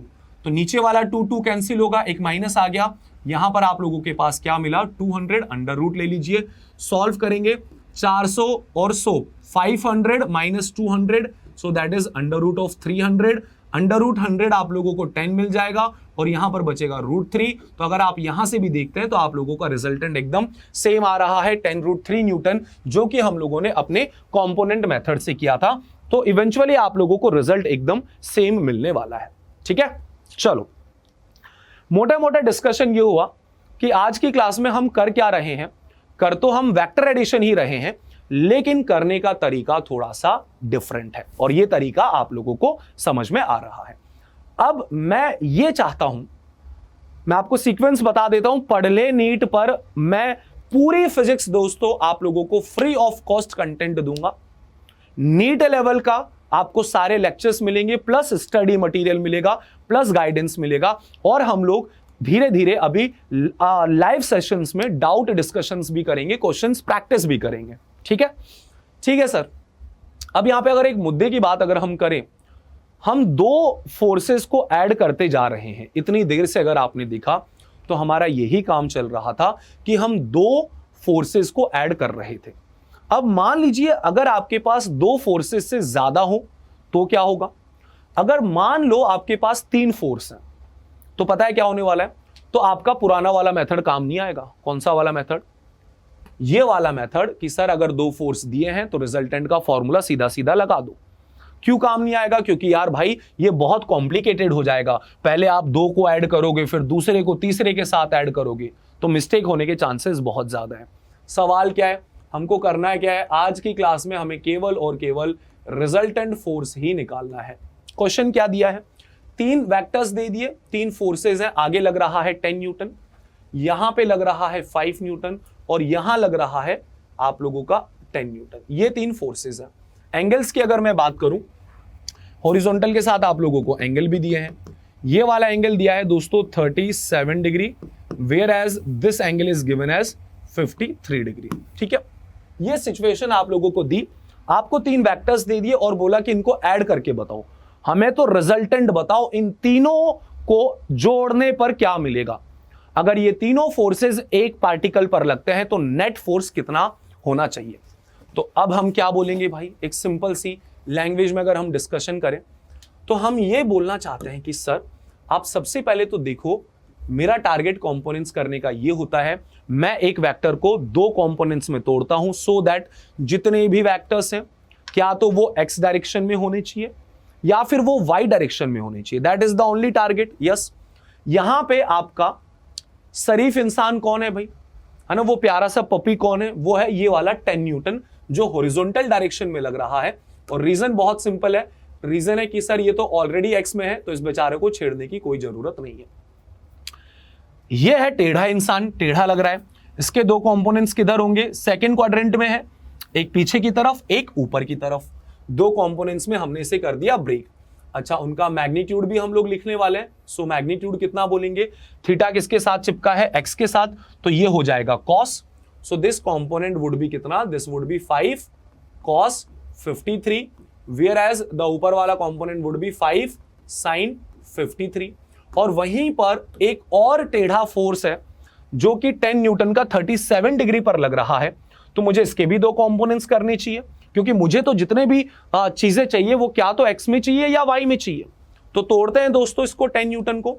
इसको अगर आप ब्रेक करेंगे तो ये थर्ड क्वाड्रेंट में है, एक कंपोनेंट इधर जाएगा, एक कंपोनेंट नीचे की तरफ आएगा, तो इसको भी हम लोगों ने दो कंपोनेंट्स में कुछ इस प्रकार ब्रेक कर लिया। चेक करके देख लीजिए, इन दोनों को अगर वेक्टर एडिशन करेंगे तो रिजल्टेंट ऐसा ही आने वाला है। क्या होगा, एक्स कंपोनेंट क्या होगा, दैट वुड बी कॉस किसके साथ आएगा, जिसके साथ थीटा चिपका है, थीटा चिपका है एक्स एक्सिस के साथ। तो आप बोलेंगे sir this would B 10 cos 37 whereas this would B 10 sin 37। और अब हमें बहुत ही अच्छा लगना चाहिए, ऐसा देखकर हमारा जो दिल है दोस्तों वो दिल खुश हो जाना चाहिए। क्या रीजन है दिल खुश होने का, दिल खुश होने का बहुत सिंपल सा रीजन है, वो ये है सारे फोर्सेस क्या तो एक्स डायरेक्शन में है या फिर वो वाई डायरेक्शन में है। ठीक है, इनकी वैल्यूज अगर अब हम लोग सॉल्व करके देखते हैं तो आगे कितना लग रहा है, वो लग रहा है 10 न्यूटन, ऊपर कितना लग रहा है, दैट इज 5 sin 53। sin 53 याद रखना है कितना होता है, 4/5। sin 53 4/5, 5 कैंसिल होगा तो ऊपर 4 आया। नीचे कितना लग रहा है, 10 sin 37। sin 37 होता है 3/5। 3/5 अगर आप सॉल्व करेंगे, 5 कैंसिल करेगा 10 को 2 से, 3 इंटू 2 आपको मिलेगा 6। पीछे 2 लग रहे हैं, यहां पे आप देखें तो एक है 5 cos 53। cos 53 इज 3/5, 5 से 5 कैंसिल होगा तो 3 आएगा। एक लग रहा है 10 cos 37। What is 10 cos 37? cos 37 is 4/5, 5 cancel करेगा 10 को 2 से, 4 इंटू 2 कितना मिलने वाला है सर, 8 मिलने वाला है। तो ये हमने कुछ भी नहीं किया, जो कंपोनेंट्स थे उनकी वैल्यूज लिख ली। अब आप देखिएगा इनको ऐड करने में आपको कितने ज्यादा मजे आने वाले हैं। The reason is very simple, क्योंकि आप वाई डायरेक्शन में देखोगे 4 ऊपर लग रहा है, 6 नीचे लग रहा है, तो नीचे फोर्स ज्यादा है, 6 में से 4 माइनस कर देंगे तो आप लोगों को दोस्तों जो नेट फोर्स मिलेगा नीचे वो मिलेगा 2 न्यूटन। सही बात है, बिल्कुल सही बात है। एक्स डायरेक्शन में देखेंगे आगे लग रहा है 10, पीछे दो वेक्टर्स है 8 + 3, 8 + 3 11 पीछे है, 10 आगे है, पीछे ज्यादा है, तो नेट आप लोगों को पीछे ही मिलने वाला है। और कितना मिलेगा, 11 में से 10 माइनस कर दीजिए तो 1 मिलेगा। तो पूरा ये जो कचरा था कंपोनेंट्स वाला, फाइनली हमें दो कंपोनेंट्स मिले ओवरऑल के, एक कंपोनेंट एक्स में और एक कंपोनेंट आप लोगों का वाई में। तो अब एक बात तो तय है कि भैया जो रिजल्टेंट होगा वो इनके बीच में होगा। अच्छा, एकदम बीचों बीच होगा क्या, एकदम बीचों बीच होगा क्या, नहीं, रिजल्टेंट 2 की तरफ होगा। थोड़ा सा रिजल्टेंट जो है गाइस आप लोगों का 2 की तरफ होगा, हल्का सा, बिल्कुल सही बात है। और कितना होगा यार, अब तो मजे हो गए, ये तो हमारे प्यारी फॉर्मेट है, दो परपेंडिकुलर फोर्सेस, तो पहले वाले फोर्स का स्क्वायर प्लस वाई वाले फोर्स का स्क्वायर, और इसका ले लीजिए अंडर रूट, 1 का स्क्वायर 1, 2 का स्क्वायर 4, 4 + 1 आपको मिलेगा 5। So what is the resultant force, that is under root 5 newton. और हमें डायरेक्शन भी पता है कि थर्ड क्वाड्रेंट में है, और हम लोगों को डायरेक्शन भी पता है कि थर्ड क्वाड्रेंट में है। एग्जैक्ट डायरेक्शन नहीं पता है, एग्जैक्ट डायरेक्शन नहीं पता है, एक अंदाजा है, हमको थोड़ी पता है एग्जैक्टली कहां पे है। ये रिजल्टेंट कितना एंगल बना रहा है भाई, ये रिजल्टेंट कितना एंगल बना रहा है भाई, ये नहीं पता, ये थोड़ी देर बाद सीखेंगे। लेकिन हमें यह पता है कि थर्ड क्वाड्रेंट में है और बीचों बीच नहीं होगा, थोड़ा सा 2 न्यूटन की तरफ होगा। So guys, this is how we are going to deal with the component वाली चीज। ठीक है, चलिए तो इस प्रकार से हम लोगों ने 3 वेक्टर्स को ऐड किया। थोड़ा सा और एग्जांपल देखते हैं, समझने की जरा कोशिश करेंगे। सपोज यार आप लोगों को यहां पर वही करना है, रिजल्टेंट निकालना है। एक फोर्स दे दिया, दिस इज 10 न्यूटन, यहां पर भी एक फोर्स दे दिया, दैट इज 10 न्यूटन, और यहां एक फोर्स दे दिया, दैट इज 10√2 न्यूटन। ठीक है, 3 फोर्सेज है, और आप लोगों को बता दिया गया कि ये जो फोर्स है हॉरिजॉन्टल के साथ कितना एंगल बना रहा है, this angle is actually 45 degree, और बोला कि भैया निकालो रिजल्टेंट। तो अब हम रिजल्टेंट कैसे निकालेंगे? सबसे पहली बात, हमें यहां पे इस सवाल को देखकर दिल में बहुत ज्यादा खुशी होनी चाहिए, दिल धक धक धक धक धड़कने बढ़ जानी चाहिए। क्यों? क्योंकि यार ये प्यारा सवाल है। ये वाले वेक्टर को छेड़ने की जरूरत नहीं है, ऑलरेडी एक्स डायरेक्शन में है। इस वाले वेक्टर को भी छेड़ने की जरूरत नहीं है, ऑलरेडी वाई डायरेक्शन में है। तो एज इट इज मैं बना देता हूं, आगे मेरे पास है 10 न्यूटन और ऊपर एक और फोर्स है, दैट इज 10 न्यूटन। तो यहां पर टेढ़ा इंसान कौन है भाई? वो है ये वाला वेक्टर। इसके किए जाएंगे कंपोनेंट्स, इसके 2 कंपोनेंट्स किधर आएंगे? एक आएगा एक्स डायरेक्शन में पीछे, एक आएगा वाई डायरेक्शन में नीचे, क्योंकि वो आप लोगों का 3rd क्वाड्रेंट में है गाइस। तो ये मैंने उसके 2 कंपोनेंट्स कर लिया, दोनों को ऐड करूंगा तो ऐसा टेढ़ा फोर्स ही तो आएगा। Yes sir. अब कंपोनेंट्स लिखते हैं, एक होगा कॉस थीटा, एक होगा साइन थीटा। तो कॉस किसके साथ आएगा? जिसके साथ एंगल चिपका है एक्स, तो इसके साथ कॉस आएगा। कितना फोर्स है आपका? 10√2, तो आप लिखेंगे ये कंपोनेंट होगा 10√2 into cos theta, so that is cos 45 degree. और ये कितना होगा? Sine theta, F sine theta, so that is 10√2 into sine theta, so that is 45 degree. ठीक है जी। चलिए इसके अगर मैं वैल्यूज अगर आप लोगों को बताऊं, ये 2 फोर्सेस को तो हमने यार कुछ किया ही नहीं, आगे 10 वाले को, ऊपर 10 वाले का तो हमने कुछ किया ही नहीं, छेड़ा ही नहीं। इसकी अगर हम बात करें तो वैल्यू कितनी आएगी? You know very well what is cos 45, 1/√2, √2 cancel होगा, 10 बचेगा। What is sin 45? That is also 1/√2, 1/√2, √2 cancel, बचा कितना? 10, तो नीचे भी 10। ओ हो भाई मजे हो गए। कैसे मजे हो गए? आगे वाले 10 को कौन कैंसिल करेगा? पीछे वाला 10। ऊपर वाले 10 को कौन कैंसिल करेगा? नीचे वाला 10। मतलब आप लोगों को यहां पर जो रिजल्टेंट फोर्स मिला वो मिला 0, 0। याद आ रहा है नल वेक्टर किसका नाम था? नल वेक्टर हो गया सर जी। ये तो नल वेक्टर बोले तो एक ऐसा वेक्टर जिसका मैग्नीट्यूड कितना होता है गाइस? 0 होता है। So this is a null vector. तो दिखने में 3 फोर्स लग रहा है, और ये नीट में पूछा गया सवाल है। एक बार उन्होंने सिमिलर सवाल पूछा, बोला 3 फोर्सेस दे दिए और बोला एक्सेलरेशन बताओ। तो आप लोगों को ये फॉर्मूला तो याद आएगा, F = ma। हालांकि इसको बहुत डिटेल में पढ़ेंगे। तो ऐसे 3 फोर्सेस अगर दे दिए, डराने के लिए दे दिए, पागल बनाने के लिए दे दिए, क्योंकि हमारा नेट फोर्स तो दोस्तों कितना है? 0, और नेट फोर्स 0 है तो जाहिर सी बात है एक्सेलरेशन भी कितना होगा? 0। ये नीट में पूछा गया सवाल है, नीट का प्रीवियस ईयर क्वेश्चन करवा दिया मैंने आपको, बातों बातों में ध्यान रखिएगा इस चीज का। ठीक है, खैर हम लोग जब न्यूटन्स लॉज ऑफ मोशन करेंगे तो ऐसे बहुत सारे क्वेश्चंस हम लोग डिटेल में करने वाले हैं, तो आप लोगों को उसके लिए कोई ऐसा अभी डरने की बात नहीं है, बहुत टाइम है। अभी तो हम पहले वेक्टर्स करेंगे, फिर बेसिक मैथ्स करेंगे, फिर काइनेमेटिक्स करेंगे, then Newton's laws of motion, पूरा डिटेल में चलेगा। हर एक चीज मिलेगी आपको, पूरा कंटेंट मिलने वाला है यहाँ पे। ठीक है सर। और अब हम लोग आज की क्लास का रेजोल्यूशन ऑफ वेक्टर का आखिरी सवाल करेंगे। This is the last question, जो कि किसके ऊपर बेस्ड है? Resolution of vector. इसके आगे भी पढ़ेंगे। मेरे जितने भी लेक्चर्स मिलेंगे दोस्तों आपको ऑन एन एवरेज 2 घंटे के मिलेंगे। रीजन ये है क्योंकि यार जब आप एक बार आप पढ़ने बैठते हो तो एक कंटिन्यूटी मेंटेन होनी चाहिए। ठीक है, जब छोटे बच्चे होते हैं 10th क्लास तक, तब ऐसा होता है कि 45 मिनट की क्लास है, 1 घंटे की क्लास है।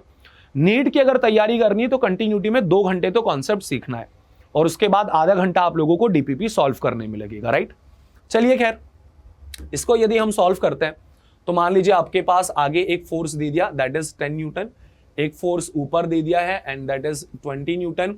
ये एक फोर्स है, this is 5 Newton and this is let's say this is also 5 Newton, इसको भी 5 न्यूटन मान लेता है। एंगल की अगर मैं बात करूं तो एंगल आपको जनरली बेटा 37 ही मिलने वाला है। So this angle is 37 degree and this is also 37 degree. अब देखो एक स्मार्ट बच्चे में और एक गधे बच्चे में क्या डिफरेंस है। एक गधा बच्चा इस सवाल को देखते ही डर जाएगा, वो बोलेगा यार यहां तो भाई साहब बहुत गड़बड़ है, 4 वेक्टर्स हैं और हमें पूछा क्या है कि रिजल्टेंट बताओ, रिजल्टेंट बताओ। दैट मीन्स अगर मैं इन चारों वेक्टर्स को ऐड करता हूं तो मुझे क्या मिलेगा। तो यार हमको डरना वरना तो है नहीं, हमें तो एक बहुत सिंपल सा फंडा पता है, हमें आप 4 वेक्टर दो या 400 वेक्टर्स दो, हम तो एक ही काम करेंगे, हम हर एक वेक्टर का कंपोनेंट करेंगे एक्स डायरेक्शन में और वाई में। तो यहाँ पे जो आपके अच्छे वेक्टर्स है, एक 10 न्यूटन वाला एक्स में आगे, 20 न्यूटन वाला वाई में ऊपर। अच्छे क्यों है, आपको बहुत अच्छे से इस चीज का रीजन पता है, क्योंकि दोस्तों इनके कंपोनेंट करने की जरूरत नहीं है, 10 आगे और 20 ऊपर। तो ये वेक्टर्स तो मैंने एज इट इज भैया लिख दिए। अब आ जाते हैं इस वेक्टर की तरफ, 5 न्यूटन, 2 कंपोनेंट्स, एक पीछे एक ऊपर। तो ये कंपोनेंट आप लोगों का आ गया पीछे की तरफ और ये कंपोनेंट आप लोगों का आ गया ऊपर की तरफ। क्या वैल्यूज होंगी, थीटा किसके साथ चिपका है, एक्स के साथ, तो यहां पे कॉस आएगा। So this would be 5 cos 37, whereas the ऊपर वाला वुड बी 5 sin 37। इसके कंपोनेंट्स हो गए, तो दूसरे के कंपोनेंट्स करते हैं। इस वाले वेक्टर की बात करें, थर्ड क्वाड्रेंट में एक कंपोनेंट पीछे एक कंपोनेंट नीचे, तो ये 2 कंपोनेंट्स दूसरे वाले वेक्टर के हो चुके हैं। ये वाला कंपोनेंट कितना होगा, थीटा एक्स एक्सिस के साथ चिपका है तो कॉस आएगा, तो आप बोलेंगे 5 cos 37, so this is also 5 cos 37। और इस वाली की मैं बात करूंगा 5 sin 37। ठीक है सर, इतनी बात तो समझ में आ गई।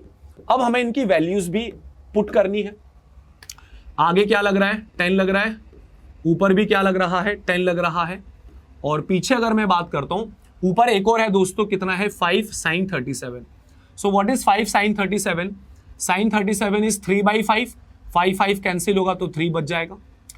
पीछे की तरफ देखें तो 2 कंपोनेंट्स हैं, 5 cos 37 ही हैं दोनों। 5 cos 37 बोले तो 4/5 होता है cos 37, 5 से 5 कैंसिल होगा 4 होगा। सिमिलरली ये भी 5 cos 37 है, ये भी 4 होगा। और नीचे एक है 5 sin 37, sin 37 3/5, 5 कैंसिल होगा तो 3 आ जाएगा। चलिए अब हमारा काम बहुत ज्यादा आसान होने वाला है। अब मैं जितने भी फोर्सेस यहां देख पा रहा हूं, क्या तो वो एक्स डायरेक्शन में है या फिर वो वाई डायरेक्शन में है, इसके अलावा कुछ नहीं है। सही बात है, एक्स में आगे कितना लग रहा है 10 और पीछे कितना लग रहा है 4 + 4 = 8, तो 10 में से 8 माइनस कर दीजिए, तो नेट आपको जो आगे मिलने वाला है वो मिलेगा दोस्तों 2 न्यूटन। वाई में अगर मैं बात करूं तो ये ऊपर वाला 3 कैंसिल करेगा नीचे वाले 3 को, तो आप लोगों को जो नेट मिलेगा वो मिलेगा 10 न्यूटन। तो यार लास्ट में अगर आप देखें तो आपको 2 कंपोनेंट्स मिल गए, एक्स में नेट कंपोनेंट कितना है, वाई में नेट कंपोनेंट कितना है। तो ये बात तो जाहिर हो गई कि इनका रिजल्टेंट कहीं ना कहीं बीच में लाई करेगा। क्या एकदम बीचों बीच लाई करेगा, नहीं जी, थोड़ा सा 10 न्यूटन की तरफ होगा क्योंकि उसका मैग्नीट्यूड ज्यादा है। And what would be this resultant force, तो सीधा लगा दो, 2 परपेंडिकुलर फोर्सेज हैं, पहले वाले का स्क्वायर 4 हो जाएगा, दूसरे वाले का स्क्वायर 100 हो जाएगा, और इसका ले लीजिए अंडर रूट लेंगे तो आपको रिजल्टेंट फोर्स क्या मिलेगा, 100 + 4 is basically 104। So this is your resultant force. और फील करिए आप कितना बड़ा काम कर रहे हैं, इस चीज को समझिए, आपने कितनी अच्छी चीज सीखी है फिजिक्स में। आपने 4 फोर्सेस को जो दिखने में इतने वियर्ड लग रहे थे, टेढ़ा मेढ़ा, कोई आगे कोई ऊपर कोई इधर लग रहा है कोई इधर लग रहा है, इनका आप लोगों ने दोस्तों निकाल दिया है वेक्टर एडिशन। इन चारों फोर्स को आपने बोला ये चारों मिलकर अकेले फोर्स के बराबर है, जिसे हम रिजल्टेंट फोर्स बोलते हैं, जिसका मैग्नीट्यूड कितना है, √104, एंड दैट्स इट।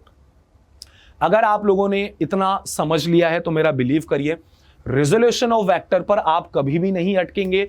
ये आपको पढ़ ले नीट की तरफ से दीपक चौधरी की गारंटी है। होमवर्क दूंगा, ठीक है, एंड में नंबर ऑफ क्वेश्चंस बताऊंगा जो डिस्क्रिप्शन बॉक्स में अटैच्ड डीपीपी से आप लोगों को करना है। तो हम यहां पे पूरा अगर एक मोटा मोटा डिस्कशन करें तो हमारा मेन मुद्दा यह था, जैसे हम 5 को डिवाइड करते हैं 2 नंबर्स में, उसी प्रकार हम लोग एक वेक्टर को भी डिवाइड करते हैं 2 कंपोनेंट्स में, एक हॉरिजॉन्टल एक वर्टिकल।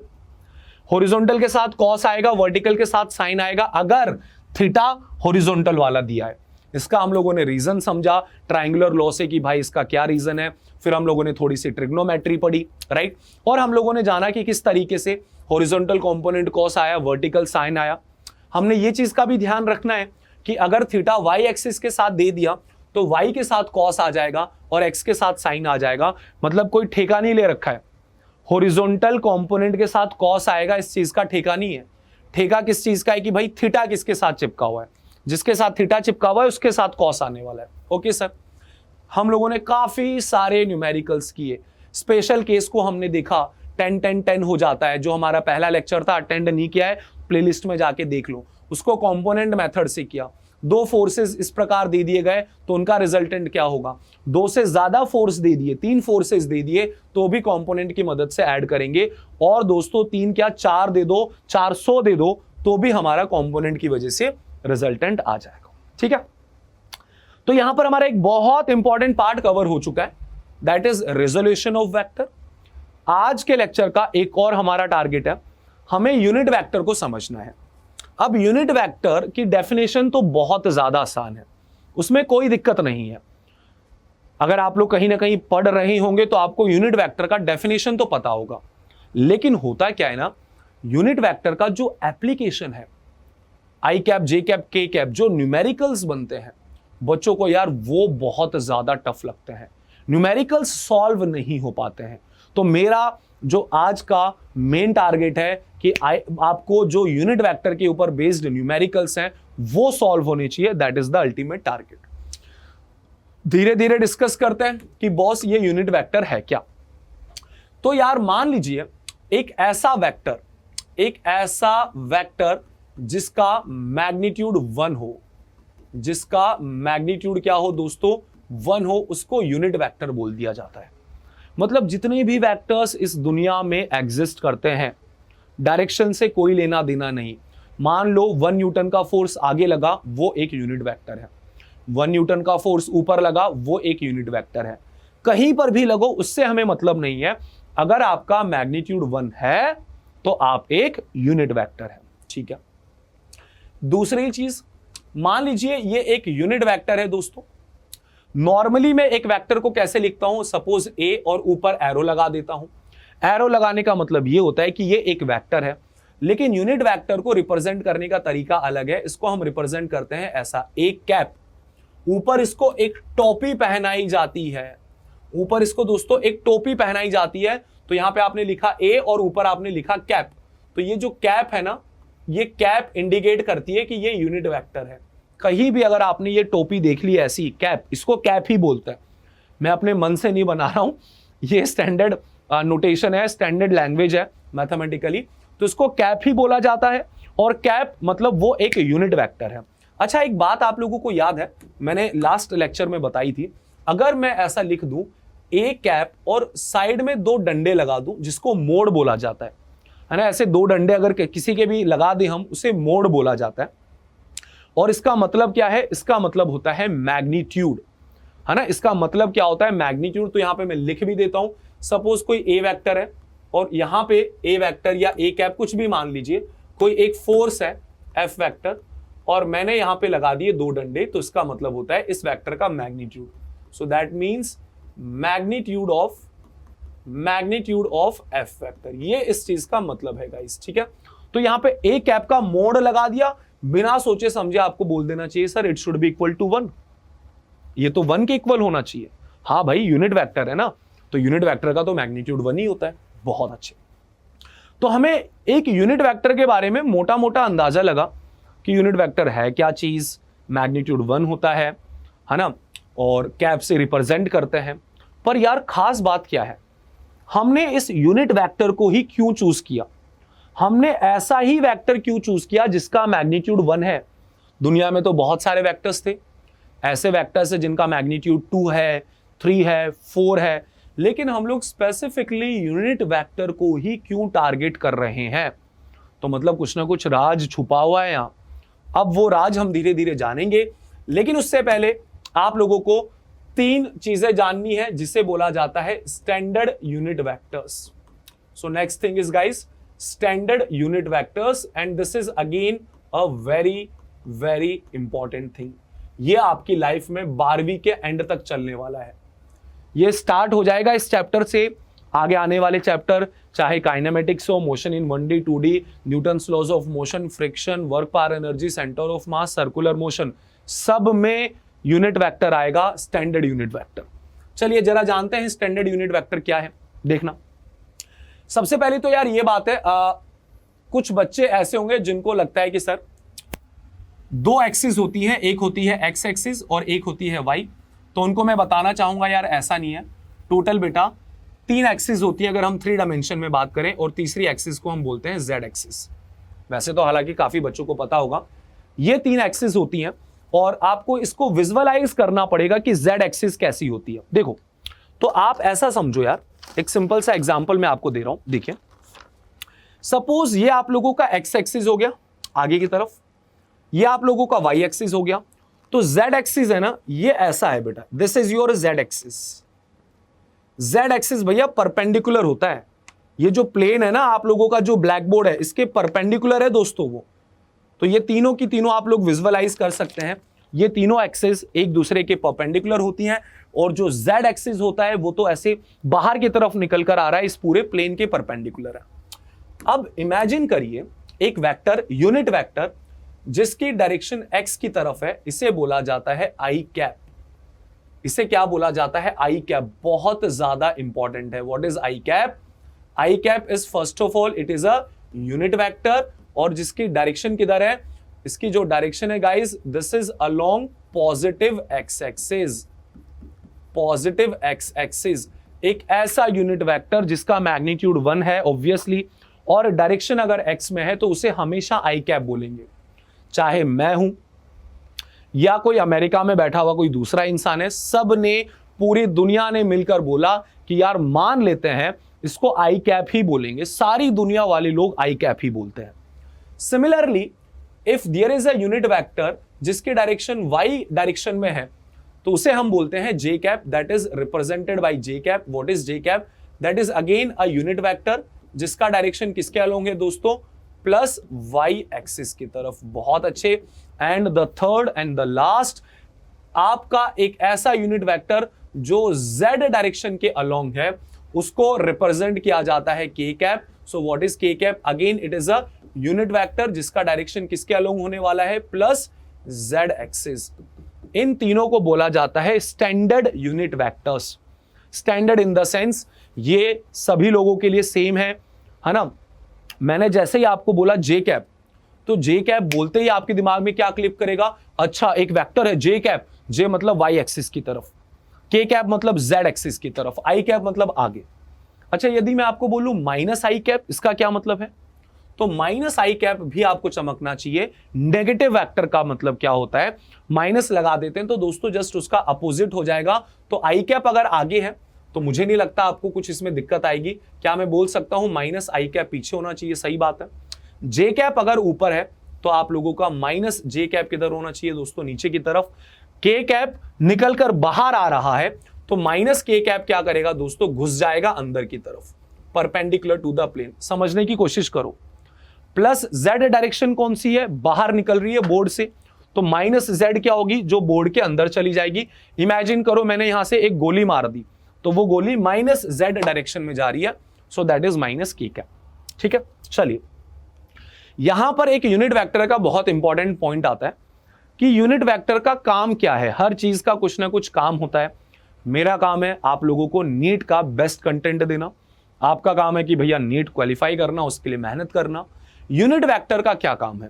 यूनिट वेक्टर का दोस्तों जो काम है वो ये है, यूनिट वेक्टर मदद करते हैं, हेल्प करते हैं किस चीज में? डायरेक्शन बताने में। यही इनका काम है। So unit vector is basically used किस चीज के लिए? यूनिट वेक्टर इंडिकेट्स, क्या इंडिकेट करता है? डायरेक्शन। सर ये बात कुछ ज्यादा समझ में नहीं आई मेरे, या आपने क्या चीज बोल दी कि यूनिट वेक्टर डायरेक्शन इंडिकेट करता है? यार खुद सोचो, अपनी आंखें बंद कर लो, 30 सेकेंड्स के लिए आंखें बंद कर लो, मां कसम है तुम्हें। अब आंखें बंद कर ली, ठीक है। मैंने बोला आई कैप, तुम्हारे दिमाग में क्या चीज आई? तुम्हारे दिमाग में आई एक ऐसा वेक्टर जो प्लस एक्स डायरेक्शन में है। मैंने बोला जे कैप, आपके दिमाग में क्या आया? आपके दिमाग में आया एक ऐसा वेक्टर जो वाई डायरेक्शन की तरफ है। तो मतलब मैं आई कैप, जे कैप, के कैप ये सब बोल बोलकर मैं डायरेक्शन बता सकता हूं। मुझे आज के बाद वापस नहीं, मैं आपको बोलता हूं कि यार मुझे किसी ने धक्का मारा, फोर्स लगाया, किधर लगाया? एक्स डायरेक्शन में लगाया, तो मैं आज के बाद पता है क्या बोलूंगा? फोर्स लगा किसके अलोंग? आई कैप। फोर्स लगा किसके अलोंग? वाई कैप, है ना, जे कैप। तो हम लोग आज के बाद एक्स डायरेक्शन इंडिकेट करना चाहते हैं तो आई कैप से कर देंगे, वाई जे कैप से, और जेड डायरेक्शन के कैप से। हालांकि इसकी एप्लीकेशन और अभी आगे आएगी। तो आप लोगों को रियलाइज हो जाएगा। अब यार यूनिट वेक्टर में हम लोग और डिस्कशंस करेंगे, लेकिन सबसे इंपॉर्टेंट जो हमारा डिस्कशन अभी होने वाला है वो होने वाला है कि यूनिट वेक्टर का काम क्या है। तो अब हम समझने वाले हैं वेक्टर्स को किस प्रकार रिप्रेजेंट किया जाता है। ये मैंने आपको लेक्चर 1 में बताया था, लेकिन वो जो रिप्रेजेंटेशन थी दोस्तों वो एक पिक्टोरियल रिप्रेजेंटेशन थी। पिक्टोरियल रिप्रेजेंटेशन मींस पिक्चर के थ्रू आप लोगों ने वेक्टर को रिप्रेजेंट करना सीखा था। आज हम लोग एक वेक्टर को मैथमेटिकली रिप्रेजेंट करेंगे। कैसे, बताता हूं। सपोज आपको कोई बोलता है कि यार एक फोर्स लग रहा है, a force of magnitude, a force of magnitude कितना, ऑफ मैग्नीट्यूड 10 न्यूटन। किस तरफ लग रहा है, प्लस एक्स डायरेक्शन में लग रहा है, let's say along plus x direction. तो आपको क्या करना है, इस वेक्टर को रिप्रेजेंट करना है। So we have to represent this vector, और इस वेक्टर को हम लोग दो मेथड से रिप्रेजेंट करेंगे, एक पिक्टोरियल मेथड से और एक अपना मैथमेटिकल मेथड से। पिक्टोरियल रिप्रेजेंटेशन, आप यहां पे देखिए वेक्टर की दो खास बातें होती हैं। एक होता है उसका मैग्नीट्यूड जो कि है 10 न्यूटन, और दूसरी होती है उसकी डायरेक्शन जो कि लग रहा है प्लस एक्स डायरेक्शन में। ठीक है, अब यदि मुझे डायग्राम के थ्रू रिप्रेजेंट करना है तो बहुत ही ज्यादा आसान है। मैं क्या करूंगा, मैं बोलूंगा कि यार एक फोर्स है, बिल्कुल है, कितने का है, 10 न्यूटन का, किधर लग रहा है, एक्स डायरेक्शन। तो मैं यहां पर एक ऐसा वेक्टर बना दूंगा बस, क्योंकि पिक्टोरियल का मतलब होता है आप पिक्चर के थ्रू, डायग्राम के थ्रू डायरेक्शन इंडिकेट करते हैं। तो आप बोलेंगे ये हमारा फोर्स वेक्टर इस तरफ लग रहा है, और साइड में मेंशन कर देंगे कि फोर्स वेक्टर का जो मैग्नीट्यूड है वो मैग्नीट्यूड है 10 न्यूटन। इसका जो मैग्नीट्यूड है गाइस कितना है, वो है 10। बस सिंपल सी चीज, इसको बोला जाता है पिक्टोरियल रिप्रेजेंटेशन। पिक्टोरियल रिप्रेजेंटेशन में आप डायरेक्शन एरो से बता देते हो और मैग्नीट्यूड उसका साइड में लिख देते हैं। अब सेम चीज को अगर मैं मैथमेटिकली अगर रिप्रेजेंट करना चाहूं तो बहुत प्यारा तरीका है। मैं पता है केवल और केवल क्या लिखूंगा, छोटी सी चीज लिखूंगा, मैं बोलूंगा F vector is equal to 10 i cap, और बात खत्म। बात खत्म दोस्तों। दोनों चीजें, आपने इतना बड़ा एरो बनाया, ये लिखा वो लिखा, सेम इंफॉर्मेशन आप लोगों की यहां से भी आ जाएगी। कैसे सर, देखिए मैथमेटिकल रिप्रेजेंटेशन में क्या होता है। सबसे पहले तो देखिए आपने 10 लिख दिया, तो ये 10 क्या इंडिकेट कर रहा है, 10 इंडिकेट कर रहा है गाइस उसका मैग्नीट्यूड। 10 क्या इंडिकेट कर रहा है, 10 इंडिकेट कर रहा है उसका मैग्नीट्यूड। और यहां पर आई कैप का क्या काम है, तो आई कैप दोस्तों एक यूनिट वेक्टर होता है। यूनिट वेक्टर मतलब उसका मैग्नीट्यूड 1 है, तो मैग्नीट्यूड तो चेंज नहीं होगा भाई। 10 इंटू 1 अगर आप मैग्नीट्यूड देखो तो 10 ही रहेगा। यूनिट वेक्टर आगे लगाने से मैग्नीट्यूड चेंज नहीं होगा, बल्कि यूनिट वेक्टर ने आपका एक काम कर दिया। आई कैप बोलते ही इसने बेसिकली इंडिकेट कर दी, क्या इंडिकेट कर दी दोस्तों, डायरेक्शन इंडिकेट कर दी। कैसे इंडिकेट कर दी, क्योंकि ये तो स्टैंडर्ड यूनिट वेक्टर है। आप जैसे ही बोलेंगे आई कैप, आपको चमक जाएगा कि भैया एक्स डायरेक्शन में है। तो हम एक वेक्टर को मैथमेटिकली कैसे रिप्रेजेंट करते हैं, उसका जो भी मैग्नीट्यूड होता है वो हम लिख देते हैं पहले। उसका जो भी मैग्नीट्यूड होता है दोस्तों वो हम लिख देते हैं पहले, एक बात।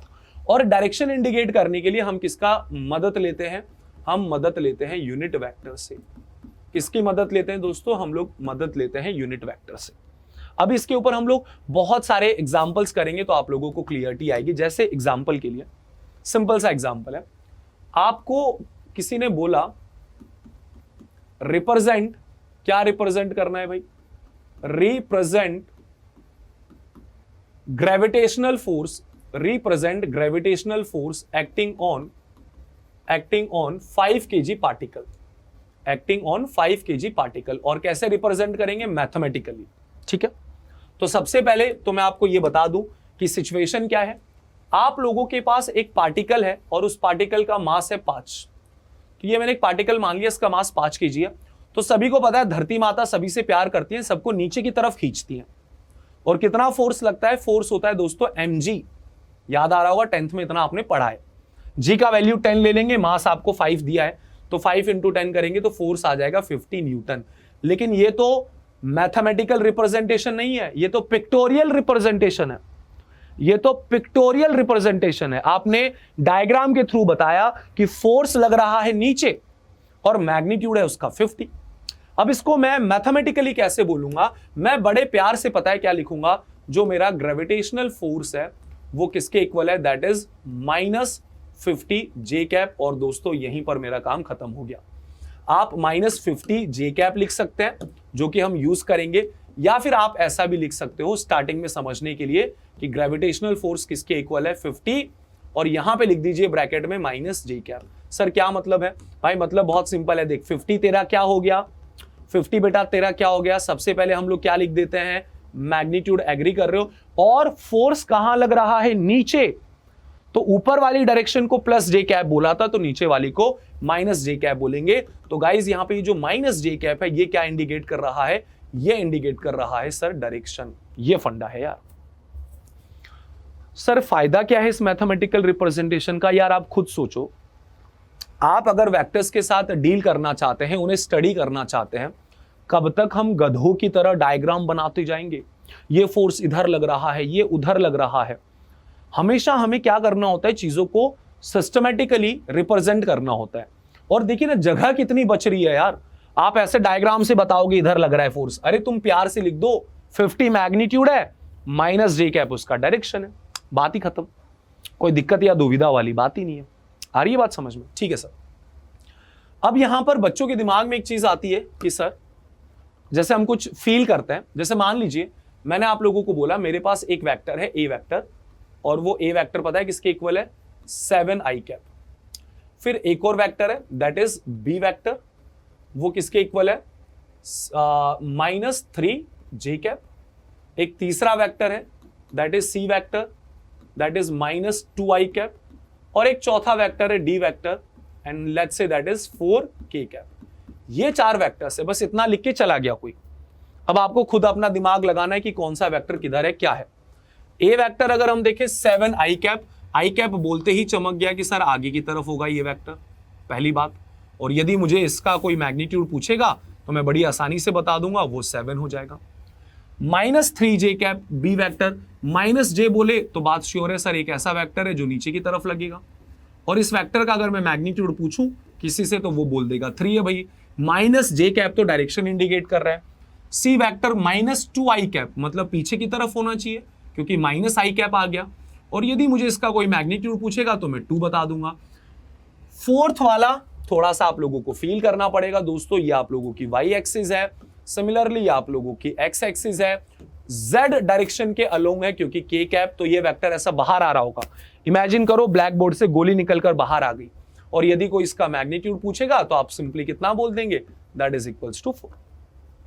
ठीक है, ये 4 केस होगा। अब यहां पे जो बच्चा स्मार्ट है वो एक छोटी सी दिक्कत यहां पे फील करना स्टार्ट कर देता है। क्या दिक्कत है सर? एक चीज अगर आपने नोटिस करी, हमारे पास कितने स्टैंडर्ड वेक्टर्स हैं बॉस? हमारे पास केवल और केवल दोस्तों 3 स्टैंडर्ड वेक्टर्स हैं, आई कैप, जे कैप, के कैप। तो मतलब मैं केवल और केवल 3 डायरेक्शन ही बता सकता हूं। कौन सी? एक डायरेक्शन अगर फोर्स एक्स के अलोंग लग रहा है, आगे लगा तो +i, पीछे लगा तो -i, या फिर मैं वाई डायरेक्शन वाले फोर्सेस बता सकता हूं, ऊपर +j नीचे -j, या फिर मैं परपेंडिकुलर टू द प्लेन वाले बता सकता हूं, +k और -k। भाई साहब अगर ऐसा कुछ हुआ, कोई फोर्स ना तो x डायरेक्शन में है ना y डायरेक्शन में है, इमेजिन करिए वो फोर्स कोई एक ऐसा टेढ़ा फोर्स लग रहा है, तो उसको अब कैसे रिप्रेजेंट किया जाए, अब हम ये चीज समझने वाले हैं। अगर कोई टेढ़ा फोर्स है तो उसका क्या करें, देखो समझने की कोशिश करना। लेट्स इमेजिन आपका एक फोर्स कुछ इस प्रकार है दोस्तों, और एग्जाम्पल के लिए हम बोल देते हैं, मान लीजिए कि ये एंगल 37 डिग्री है एंड फोर्स आपका लग रहा है कितने का, 5 न्यूटन का। और उसने बोला कि इस फोर्स को मैथमेटिकली रिप्रेजेंट करिए, है ना। इस फोर्स को हम लोगों को मैथमेटिकली क्या करना है, रिप्रेजेंट करना है। अब गाड़ी अटक गई यार, ना तो मैं आई कैप बोल सकता हूं, ना जे बोल सकता हूं, ना के बोल सकता हूं। क्या करें? आपकी मदद केवल और केवल एक ही इंसान करने वाला है, एक ही कॉन्सेप्ट करने वाला है, वो है कंपोनेंट्स। वो क्या है दोस्तों? कंपोनेंट्स। तो इस वेक्टर को मान लेते हैं हम एफ वेक्टर बोल देते हैं, ठीक है सर। ये एफ वेक्टर के अगर आप कंपोनेंट्स करेंगे तो एक कंपोनेंट तो आपका आएगा आगे, बिल्कुल, एक कंपोनेंट आपका आएगा ऊपर। सही बात है, बिल्कुल सही बात है। यह आप लोगों का कहलाता है एक्स कंपोनेंट और यह आप लोगों का कहलाता है वाई कंपोनेंट। और हम ये बात जानते हैं, अगर इन दोनों वेक्टर्स को मैं ऐड करूं, इन दोनों वेक्टर्स को मैं ऐड करूं, दोनों कंपोनेंट्स को, एक्स कंपोनेंट को और वाई कंपोनेंट को, तो इन दोनों को ऐड करने पर मुझे क्या मिलेगा, मेरा एफ वेक्टर मिल जाएगा। यहीं से तो हमारा डिस्कशन स्टार्ट हुआ था गाइस, एग्री कर रहे हैं? Yes sir. इन दोनों वेक्टर्स को अगर ऐड करेंगे तो ये रिजल्टेंट वेक्टर आप लोगों को मिलेगा। ठीक है, कंपोनेंट का फंडा तो यही है। अच्छा, by the way, horizontal component पता है हमको? बिल्कुल पता है। कितना होगा? थीटा किसके साथ चिपका है? एक्स के साथ। तो आप बोलेंगे सर ये कॉस होगा, this would B F cos 37। And what is cos 37? 4/5, 5 से 5 कैंसिल होगा तो आप लोगों को मिलेगा 4 न्यूटन। What is F Y? तो 5 साइन 37, साइन 37 आई होप याद हो गया होगा अभी तक, दैट इज 3/5, 5 कैंसिल होगा तो आपको मिलेगा 3। बिल्कुल सही बात है। तो अब आप समझिएगा, आप क्या बोलेंगे, आप अपने एफ वेक्टर को कैसे रिप्रेजेंट करेंगे, ध्यान से समझना। आप बोलेंगे कि सर ये जो एफ वेक्टर है ये इन दोनों वेक्टर्स को ऐड करने पर बनता है। यस, तो एफ एक्स को आप क्या लिख सकते हो, एक दो वेक्टर्स कौन कौन है, एक एफ एक्स वेक्टर, एक f y vector. What is F x vector? This is basically x component और we can say horizontal component, whereas what is F y? This is y component और we can say vertical component. Agree कर रहे हैं? अब यार ये force तो मेरे काम का है क्योंकि ये तो एक्स डायरेक्शन में लग रहा है, तो इसको मैं क्या लिखूंगा, मैग्नीट्यूड है 4 और डायरेक्शन में बता दूंगा आई कैप। ये हो गया F X vector plus F Y vector, एक ऐसा फोर्स जो ऊपर लग रहा है, मैग्नीट्यूड है 3 और डायरेक्शन बोल देंगे j cap. And that's it guys, that's it. तो हमने वो कर दिखाया जो हमें कंफ्यूज कर रहा था। तो आपका ये जो टेढ़ा फोर्स है ना, टेढ़ा फोर्स, टेढ़े फोर्स को हम मैथमेटिकली ऐसे लिखेंगे। इस टेढ़े फोर्स को दोस्तों हम मैथमेटिकली ऐसे लिखने वाले हैं। कैसे लिखेंगे? पहले उस वेक्टर के कंपोनेंट्स करने, क्योंकि हमारे पास ऑप्शन नहीं है, हमें तो 3 ही डायरेक्शन पता है बॉस, एक्स वाला, वाई वाला और जेड वाला। तो उसको तो हम ऐसे ही रिप्रेजेंट करेंगे। पहले उसको तोड़ेंगे, हम बोलेंगे कि ये वेक्टर दो वेक्टर का एडिशन है, एक एक्स डायरेक्शन में एक वाई में, फिर एक्स वाले के सामने आई कैप लगा दो, वाई वाले के सामने जे कैप लगा दो। चलिए अब थोड़ा उल्टा फील करते हैं, है ना, थोड़ा सा इसको एक अलग अंदाज में हम लोग देखने की कोशिश करते हैं। ये तो एक एग्जाम्पल हो गया। अब हम इसको कुछ ऐसा समझते हैं यार, सपोज आपको किसी ने क्या दिया, एक वेक्टर दे दिया। क्या वेक्टर दे दिया दोस्तों? आपको एक वेक्टर दिया, बोला कि भाई एक एफ वेक्टर है और वो एफ वेक्टर किसके इक्वल है, let's say that is -4 I cap and -4√3 J cap, ऐसा लिख दिया। -4 आई कैप और क्या लिख दिया, -4√3 जे कैप। बस इतना लिखकर वो चला गया। और अब हमको लगाना है दिमाग, भाई ये क्या है, ये फोर्स लिख तो दिया उसने मैथमेटिकली, ये दिखने में कैसा होगा, इसका मैग्नीट्यूड कितना है, इसकी डायरेक्शन कितनी है, ये सारी चीजें हमारे दिमाग में आ रही हैं। क्योंकि बस बस इतना लिख के चला गया भाई, वो तो इतना लिखकर चला गया, लेकिन हमको तो फील करना है, क्योंकि फिजिक्स अगर सीखनी है तो फील करनी पड़ेगी। कैसे फील करें? तो मैं आपको ये चीज बोलना चाहूंगा, ये वेक्टर क्या बोलना चाहता है, दो वेक्टर का एडिशन है।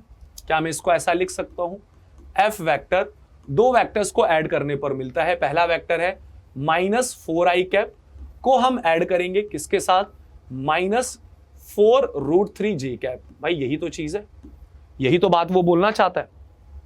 दो चीजों को ऐड कर दीजिए, -4 आई को किसके साथ, -4√3 जे कैप। अच्छा, -4 आई कैसा होगा दोस्तों, -4 आई बोले तो -आई तो पीछे की तरफ और मैग्नीट्यूड कितना होगा 4, -4√3 जे कैप, माइनस जे कैप बोले तो नीचे की तरफ और मैग्नीट्यूड कितना होगा उसका, दैट वुड बी 4√3। सही बात है, बिल्कुल सही बात है। इन दोनों को अगर मैं ऐड कर लेता हूं तो इन दोनों को ऐड करने पर मुझे एफ वेक्टर मिलता है। क्या वो इन दोनों को ऐड करेंगे रिजल्टेंट बीचों बीच आएगा? नहीं, थोड़ा सा इस तरफ होगा। तो ये आप लोगों का एफ वेक्टर है दोस्तों, this is F vector, this is F vector. वो तो ऐसे लिख के चला गया, पर हमको उसको फील करना है। कैसे फील किया? दो चीजों का एडिशन, -4 आई कैप, -4√3 जे कैप। इन दोनों को ऐड करेंगे तो कहीं ना कहीं रिजल्टेंट ऐसा आएगा। तो ये एफ वेक्टर ऐसा टेढ़ा वेक्टर है। कोई तुमसे पूछे इसका मैग्नीट्यूड बताओ, डायरेक्शन तो पता चल गई है ना, क्योंकि वेक्टर की तो दो चीजें हैं, डायरेक्शन और मैग्नीट्यूड। तो बोलोगे बहुत आसान है भाई, इन दोनों वेक्टर्स को ऐड करना है, दो परपेंडिकुलर वेक्टर। कैसे ऐड करोगे? पहले वाले वेक्टर का स्क्वायर प्लस दूसरे वाले वेक्टर का स्क्वायर, और इस चीज को स्क्वायर्स को ऐड करके किसके अंदर डाल लीजिएगा? अंडर रूट के अंदर। क्या मिलेगा? 4 का स्क्वायर 16, यहां पे स्क्वायर करेंगे 4 का स्क्वायर 16 इंटू 3 कितना होगा? 48। और दोस्तों अगर आप ऐड करते हो 16, बहुत ही ज्यादा प्यारी और सिंपल कैलकुलेशन आप लोगों को दिखाई दे रही है, तो ये आप लोगों को अंडर रूट 64 मिलेगा, दैट इज इक्वल्स टू 8। तो आपको उसका मैग्नीट्यूड भी पता चल गया। कितना मैग्नीट्यूड पता चल गया गाइस? That is 8 Newton. तो आप समझ रहे हैं हम किस प्रकार मैथमेटिकल से किस तरफ आ रहे हैं, मैथमेटिकल से किस तरफ आ रहे हैं दोस्तों? मैथमेटिकल से हम लोग उसको फील कर रहे हैं, विजुअलाइज कर रहे हैं। आई होप आपको बातें समझ में आ रही है। इन शॉर्ट में अब आपको यह बोल सकता हूं, मान लीजिए आपको, हमारी दिक्कत क्या थी? हमारी दिक्कत थी कि अगर कोई टेढ़ा फोर्स दे दिया सर, तो कैसे रिप्रेजेंट करेंगे mathematically? Suppose that force is F note and this angle is theta. तो इस फोर्स को आप कैसे रिप्रेजेंट करेंगे? आप सबसे पहले ब्रेक करेंगे, एक इसका वर्टिकल कंपोनेंट होगा, एक इसका हॉरिजॉन्टल कंपोनेंट होगा। हॉरिजॉन्टल कंपोनेंट कितना होगा? That would be F note cos theta and vertical component would B F note sine theta. And now you will say कि जो आपका एफ फोर्स है, जो आप लोगों का वेक्टर है दोस्तों, ध्यान से सुनिए, जो एफ फोर्स है, जो आपका वेक्टर है, ये दो वेक्टर्स को ऐड करने पर मिलता है। एक्स कंपोनेंट कितना है भाई साहब? That is F not cos theta, और यहां पे लगा दीजिए आई कैप। वाई कंपोनेंट कितना है दोस्तों? एफ नॉट साइन थीटा, और लगा दीजिए जे कैप। आई कैप और जे कैप का काम क्या है? उनका काम है डायरेक्शन बताना। So this is the way we can represent any vector mathematically in terms of i cap and j cap. इस प्रकार हम किसी भी वेक्टर को मैथमेटिकली रिप्रेजेंट कर सकते हैं। होपफुली सभी बच्चों को क्लियर है, सभी लोगों को यह चीज समझ में आई होगी, क्योंकि अब हम इसकी रिवर्स प्रोसेस के ऊपर जाने वाले हैं। रिवर्स मतलब आप लोगों ने एक चीज नोटिस करी, अभी तक मैंने एक छोटी सी चीज आप लोगों से अब तक छुपा के रखी है। क्या? मैंने आपको अभी तक यह नहीं बताया कि जब हम वेक्टर्स को ऐड करते हैं, स्टार्टिंग में देखिएगा, जब हम वेक्टर्स को ऐड कर रहे थे, तो यार हमें ना कभी भी हमने अब तक ये नहीं सीखा कि जो रिजल्टेंट फोर्स होता है, जो रिजल्टेंट वेक्टर होता है, उसकी डायरेक्शन एग्जैक्टली कहां होती है। हम जैसे 3 वेक्टर्स को ऐड कर रहे थे, तो मैंने बोला कि इसका मैग्नीट्यूड ज्यादा है तो रिजल्टेंट इसकी तरफ होगा, पर हमको अभी तक ये नॉलेज नहीं है जब हम 2 या 2 से ज्यादा वेक्टर्स को ऐड करते हैं तो रिजल्टेंट वेक्टर का एग्जैक्टली डायरेक्शन क्या होगा। तो चलिए मैं आप लोगों को सिखाता हूं, एक सिंपल सा तरीका है। क्या तरीका है? सपोज आपको किसी ने एक फोर्स दिया वेक्टर फॉर्म में, मैथमेटिकली क्या दिया, बोला कि भाई इसका हॉरिजॉन्टल कंपोनेंट एफ मान लो, यहां पे लिख दिया आई कैप, इसका वर्टिकल कंपोनेंट एफ वाई मान लीजिए, और यहां पे लिख दिया जे कैप। ठीक है, एक ऐसा आप लोगों को दे दिया गया। तो सबसे पहली बात तो आपको थोड़ा सा फील करना पड़ेगा, ये वेक्टर होगा कैसे। ये वेक्टर दोस्तों ऐसा होगा, आई कैप में एक कुछ कंपोनेंट है, so that is F X, y cap में एक कंपोनेंट है and let's say that is F Y. ठीक है, ये जो वेक्टर है एफ वेक्टर, इन्हीं दोनों को तो ऐड करने पर बनेगा, एक एक्स कंपोनेंट हो गया, एक आपका वाई कंपोनेंट हो गया। तो इन दोनों वेक्टर्स को अगर मैं ऐड करता हूं तो मुझे रिजल्टेंट वेक्टर मिल जाएगा, जिसे एफ आर बोल देते हैं लेट्स से। ठीक है, इसको हम लोग क्या बोल देते हैं? Let's say this is F R. तो यार इन दोनों को अगर मैं ऐड करूंगा तो सिंपल सी बात है, इन दोनों को अगर हम लोग वेक्टर एडिशन करेंगे तो आपका resultant Y axis and X axis के कहीं ना कहीं बीच में ऐसा लाई करेगा। So this is the resultant vector and suppose ये रिजल्टेंट वेक्टर थीटा एंगल बना रहा है। मान लेते हैं कि ये जो रिजल्टेंट वेक्टर है दोस्तों, ये थीटा एंगल बना रहा है। अब मुझे इस वेक्टर को अगर अच्छे से समझना है तो 2 चीजें मुझे जाननी होती हैं। सबसे पहला वेक्टर का मैग्नीट्यूड। तो इस वेक्टर का मैग्नीट्यूड क्या बोलेंगे आप? इस वेक्टर का मैग्नीट्यूड बोलेंगे दोस्तों, ये वेक्टर 2 परपेंडिकुलर वेक्टर्स को ऐड करने पर बना है। तो 2 परपेंडिकुलर वेक्टर्स का एडिशन कैसे होता है? पहले वाले वेक्टर का square that is F X का स्क्वायर प्लस दूसरे वाले वेक्टर का square that is F Y का स्क्वायर, और पूरे का अंडर रूट ले लीजिए। या फिर आप ऐसा भी बोल सकते हो, मैं ऐसा भी बोल सकता हूं, एफ एक्स क्या है? आई का कोफिशिएंट। ध्यान से सुनिए, एफ एक्स क्या है, जो भी आई का कॉफिशिएंट है या एक्स कॉम्पोनेंट है। एफ वाई क्या है, वाई कॉम्पोनेंट, या लिख लो जे का कॉफिशिएंट। कॉफिशिएंट मतलब कॉम्पोनेंट, ठीक है, जो उसके अलावा है। तो यार रिजल्टेंट सबसे पहले याद रख लेना दोस्तों, कभी भी आपको एक फोर्स मिल जाए, something I cap something J cap, something I cap something J cap, तो रिजल्टेंट का मैग्नीट्यूड कैसे निकालेंगे? आप बोलेंगे जो भी आई कैप का कॉफिशिएंट है उसका स्क्वायर करो, जो भी जे कैप का कॉफिशिएंट है उसका स्क्वायर करो और अंडर रूट कर दीजिए। फॉर एग्जाम्पल हम यहीं पर एग्जाम्पल के साथ चीजों को समझते जाते हैं। जैसे आपको किसी ने एक फोर्स दे दिया और बोला बॉस कि आपके पास एक फोर्स है एंड दैट फोर्स इज कितना, 3i cap plus 4j cap, 3i cap plus 4j cap, without any calculation. Without any calculation आप क्या बोलेंगे कि सर इसका जो मैग्नीट्यूड होगा ना, दिमाग ही नहीं लगाना है, जो भी i का कोफिशिएंट है उसका स्क्वायर करिए, जो भी j का कोफिशिएंट है उसका स्क्वायर करिए, इसका ले लीजिए अंडर रूट। तो दोस्तों ये बहुत ही स्टैंडर्ड है, 3 और 4 करते हैं तो आपको मिलता है 5। मैग्नीट्यूड तो निकल गया, ये तो हमें पहले भी आता है।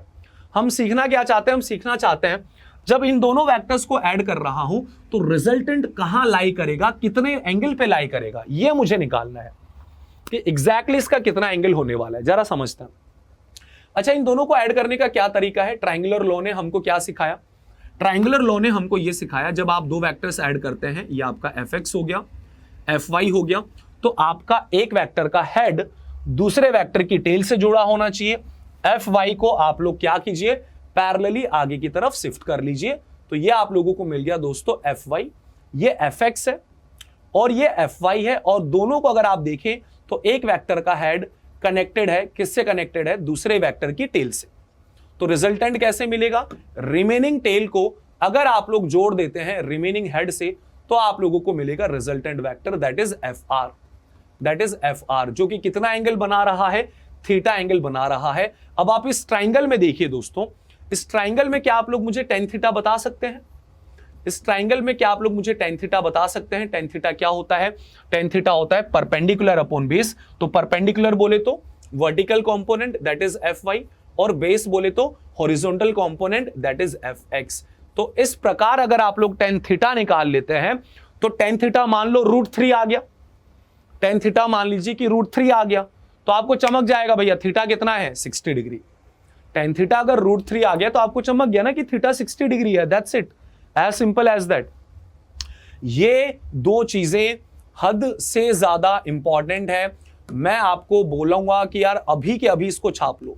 और दोस्तों अगर आप लेक्चर से नोट्स नहीं बना रहे हैं तो यार देखिए कुछ ज्यादा फायदा होगा नहीं, क्योंकि मैं तो आपको पूरा कंटेंट दे दूंगा, उस पूरे कंटेंट को आपको किस प्रकार डाइजेस्ट करना है, मैं हर चीज के बारे में अभी आप लोगों से डिस्कशन करूंगा। इनफैक्ट मैं आप लोगों के सेशंस भी करवाऊंगा दोस्तों, जो बच्चे नीट क्लियर कर चुके हैं, जिनके 700 650 से ज्यादा मार्क्स हैं। लेकिन आप अभी कॉन्सेंट्रेट करिए कॉन्सेप्ट्स पर।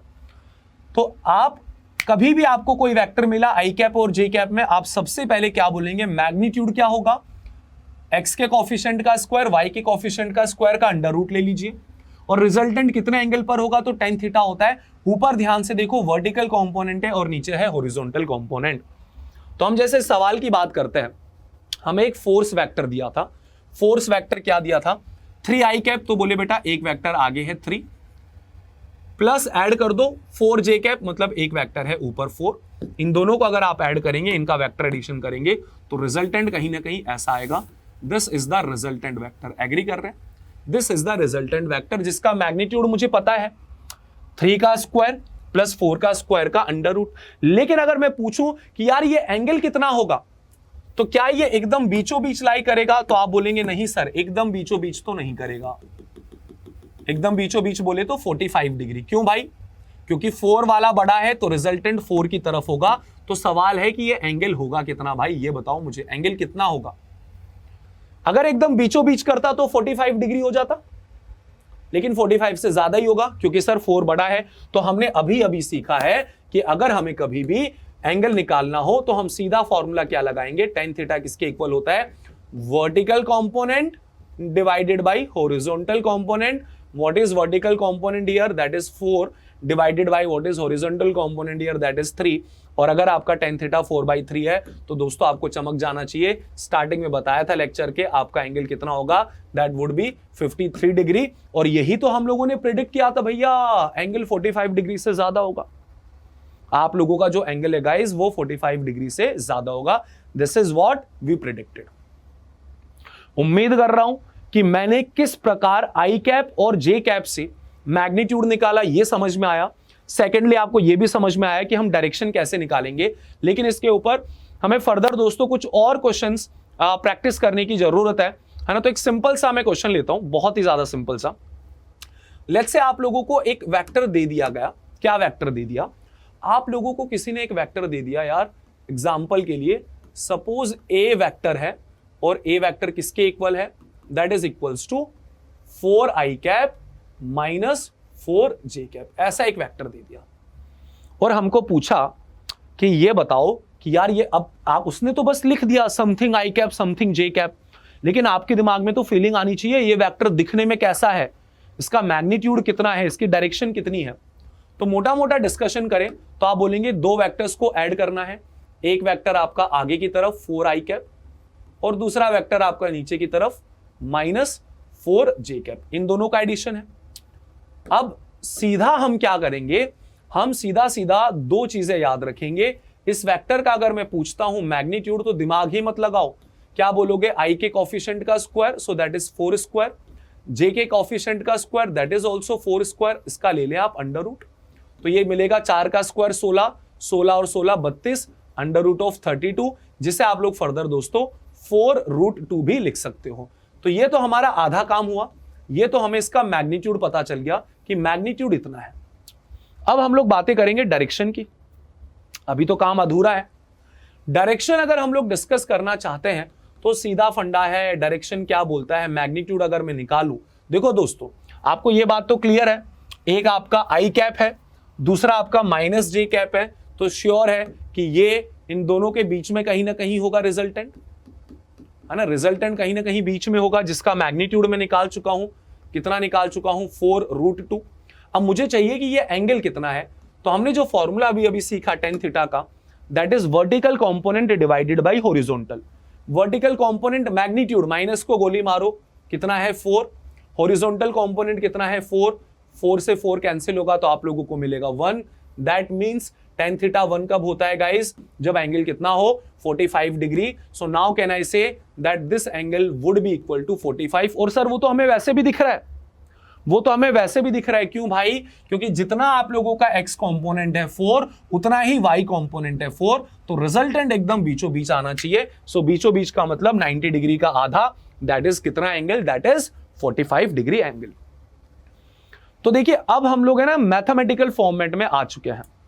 आज के बाद इनफैक्ट आने वाले चैप्टर्स में आपको हमेशा ऐसे ही मिलेगा, आई कैप जे कैप, आई कैप जे कैप चल रहा है, तो आपको हमेशा उस चीज का मतलब पता होना चाहिए और बस आपके दिमाग में दो चीजें क्लिक करनी चाहिए, और वो दोनों चीजें मैं यहां लिखवा चुका हूं कि यार अगर कोई चीज आई कैप और जी कैप में दे दी जाए तो मैग्नीट्यूड कैसे निकालते हैं, आई वाले का स्क्वायर जे वाले का स्क्वायर अंडर रूट, और एंगल कैसे निकालेंगे, tan theta vertical component divided by horizontal component.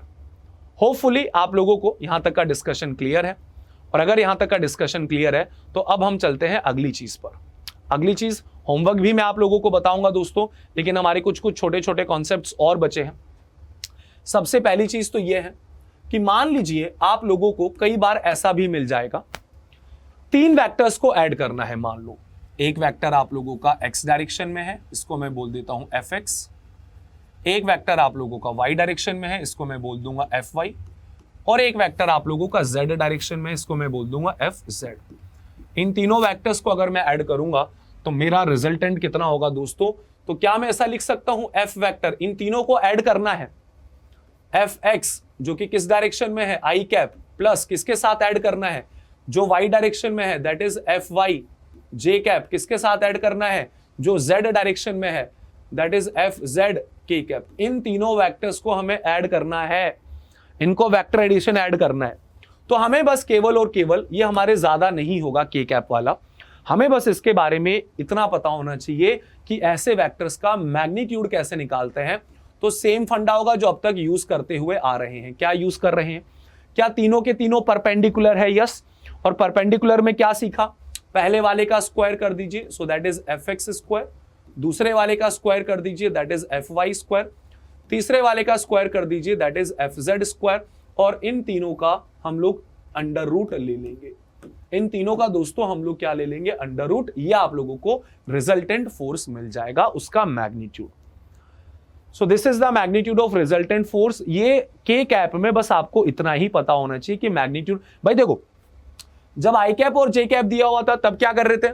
आई वाले का स्क्वायर, जे वाले का स्क्वायर। इसमें क्या एक्स्ट्रा करना है? बस एक और टर्म ऐड हो जाएगा आप लोगों का, प्लस के वाले कंपोनेंट के स्क्वायर, और तीनों को ऐड करके अंडर रूट ले लीजिए। एक न्यूमेरिकल इसके ऊपर मैं करवाऊं, और ये न्यूमेरिकल बहुत ज्यादा इंपॉर्टेंट है नीट पॉइंट ऑफ व्यू से, ठीक है? तो यार इन्होंने हमें एक ऐसा कुछ क्वेश्चन दिया और बोला कि भाई साहब आपके पास एक यूनिट वेक्टर है। ध्यान से सुनना, ये जो चीज यहां पे लिखी है ना, this is a unit vector. तो मैं बोलता हूं कि मुझे एक यूनिट वेक्टर दिया गया, तो यूनिट वेक्टर को सबसे पहले तो हम एक कैप से रिप्रेजेंट करेंगे। किसके इक्वल दिया गया? 0.4 आई कैप। स्टैंडर्ड वेक्टर दिया है 0.4 आई कैप प्लस कितना दोस्तों? 0.8 जे कैप प्लस कितना गाइस?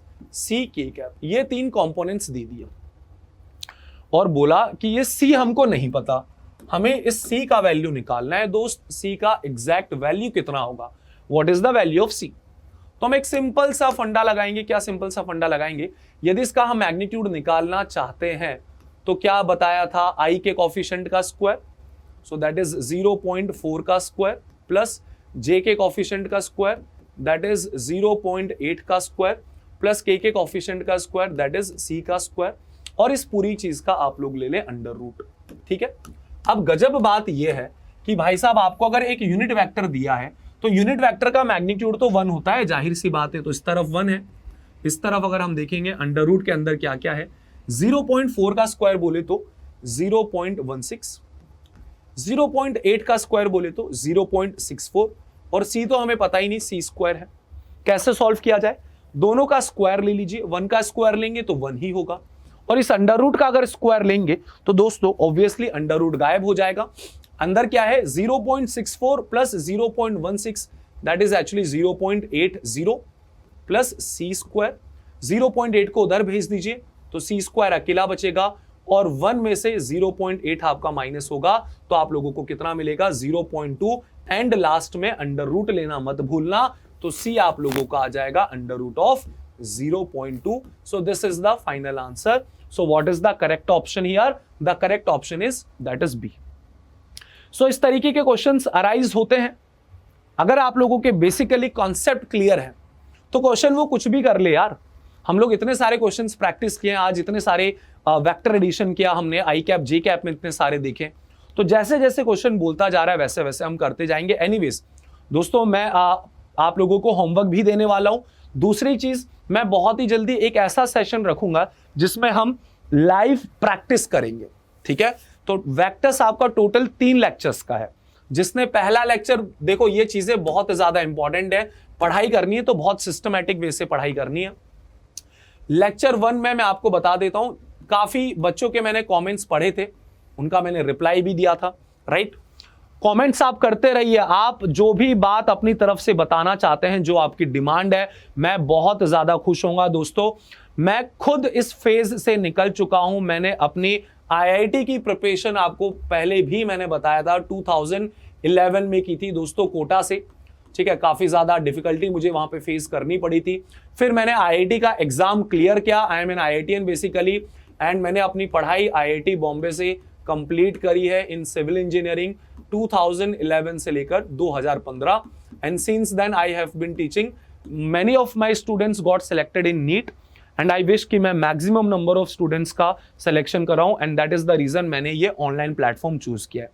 तो आप लोगों की जो भी रिक्वायरमेंट होती है, जो डाउट्स होते हैं, जो समस्या होती है, जो प्रॉब्लम होती है, वो कमेंट क्या करो बिंदास, एकदम बिंदास कमेंट क्या करो, ठीक है? चलो, तो लेक्चर 1 में हम लोगों ने वेक्टर एडिशन सीखा था, बेसिक्स सीखे थे वेक्टर्स के, बेसिक्स सीखे थे वेक्टर्स के, भैया स्केलर वेक्टर क्या होता है, ठीक है? प्लस मेन जो हमारे यहां पे था, हम लोगों ने वेक्टर एडिशन में रिजल्टेंट निकालना सीखा था, so that was vector addition. Lecture 2 जो हम लोगों ने आज डिस्कस किया, लेक्चर 2 में अभी आगे भी मैं कंटेंट बताने वाला हूं। आज हमारा मेन था दोस्तों कंपोनेंट्स, किस तरीके से हम कंपोनेंट्स करते हैं वेक्टर के एंड प्लस उनको वेक्टर एडिशन में यूज करते हैं। Secondly it was unit vector. Lecture number 3 में मैं ये पूरा चैप्टर कंप्लीट कर दूंगा एंड लेक्चर नंबर 3 में we are going to cover exactly what, वहां पे हम मल्टीप्लीकेशन ऑफ वेक्टर्स पढ़ने वाले हैं। क्या पढ़ने वाले दोस्तों? Multiplication of vector. और मल्टीप्लीकेशन ऑफ वेक्टर्स में बहुत ज्यादा फील आने वाली है, क्योंकि यहां पे हम दो चीजें पढ़ेंगे। एक होता है आप लोगों का डॉट प्रोडक्ट और वहीं पर दूसरा होगा आप लोगों का क्रॉस प्रोडक्ट, जो कि अगले लेक्चर में करेंगे। लेकिन मैं आप लोगों को बता दूं, मैं हर लेक्चर के एंड में इनका होमवर्क दे रहा हूं, प्लस आप लोगों को कंप्लीट मटेरियल प्रोवाइड कर रहा हूं। आफ्टर दिस 3 सेशंस बहुत ही जल्दी मैं आप लोगों के लिए एक लाइव क्या करने वाला हूं, क्वेश्चन प्रैक्टिस सेशन।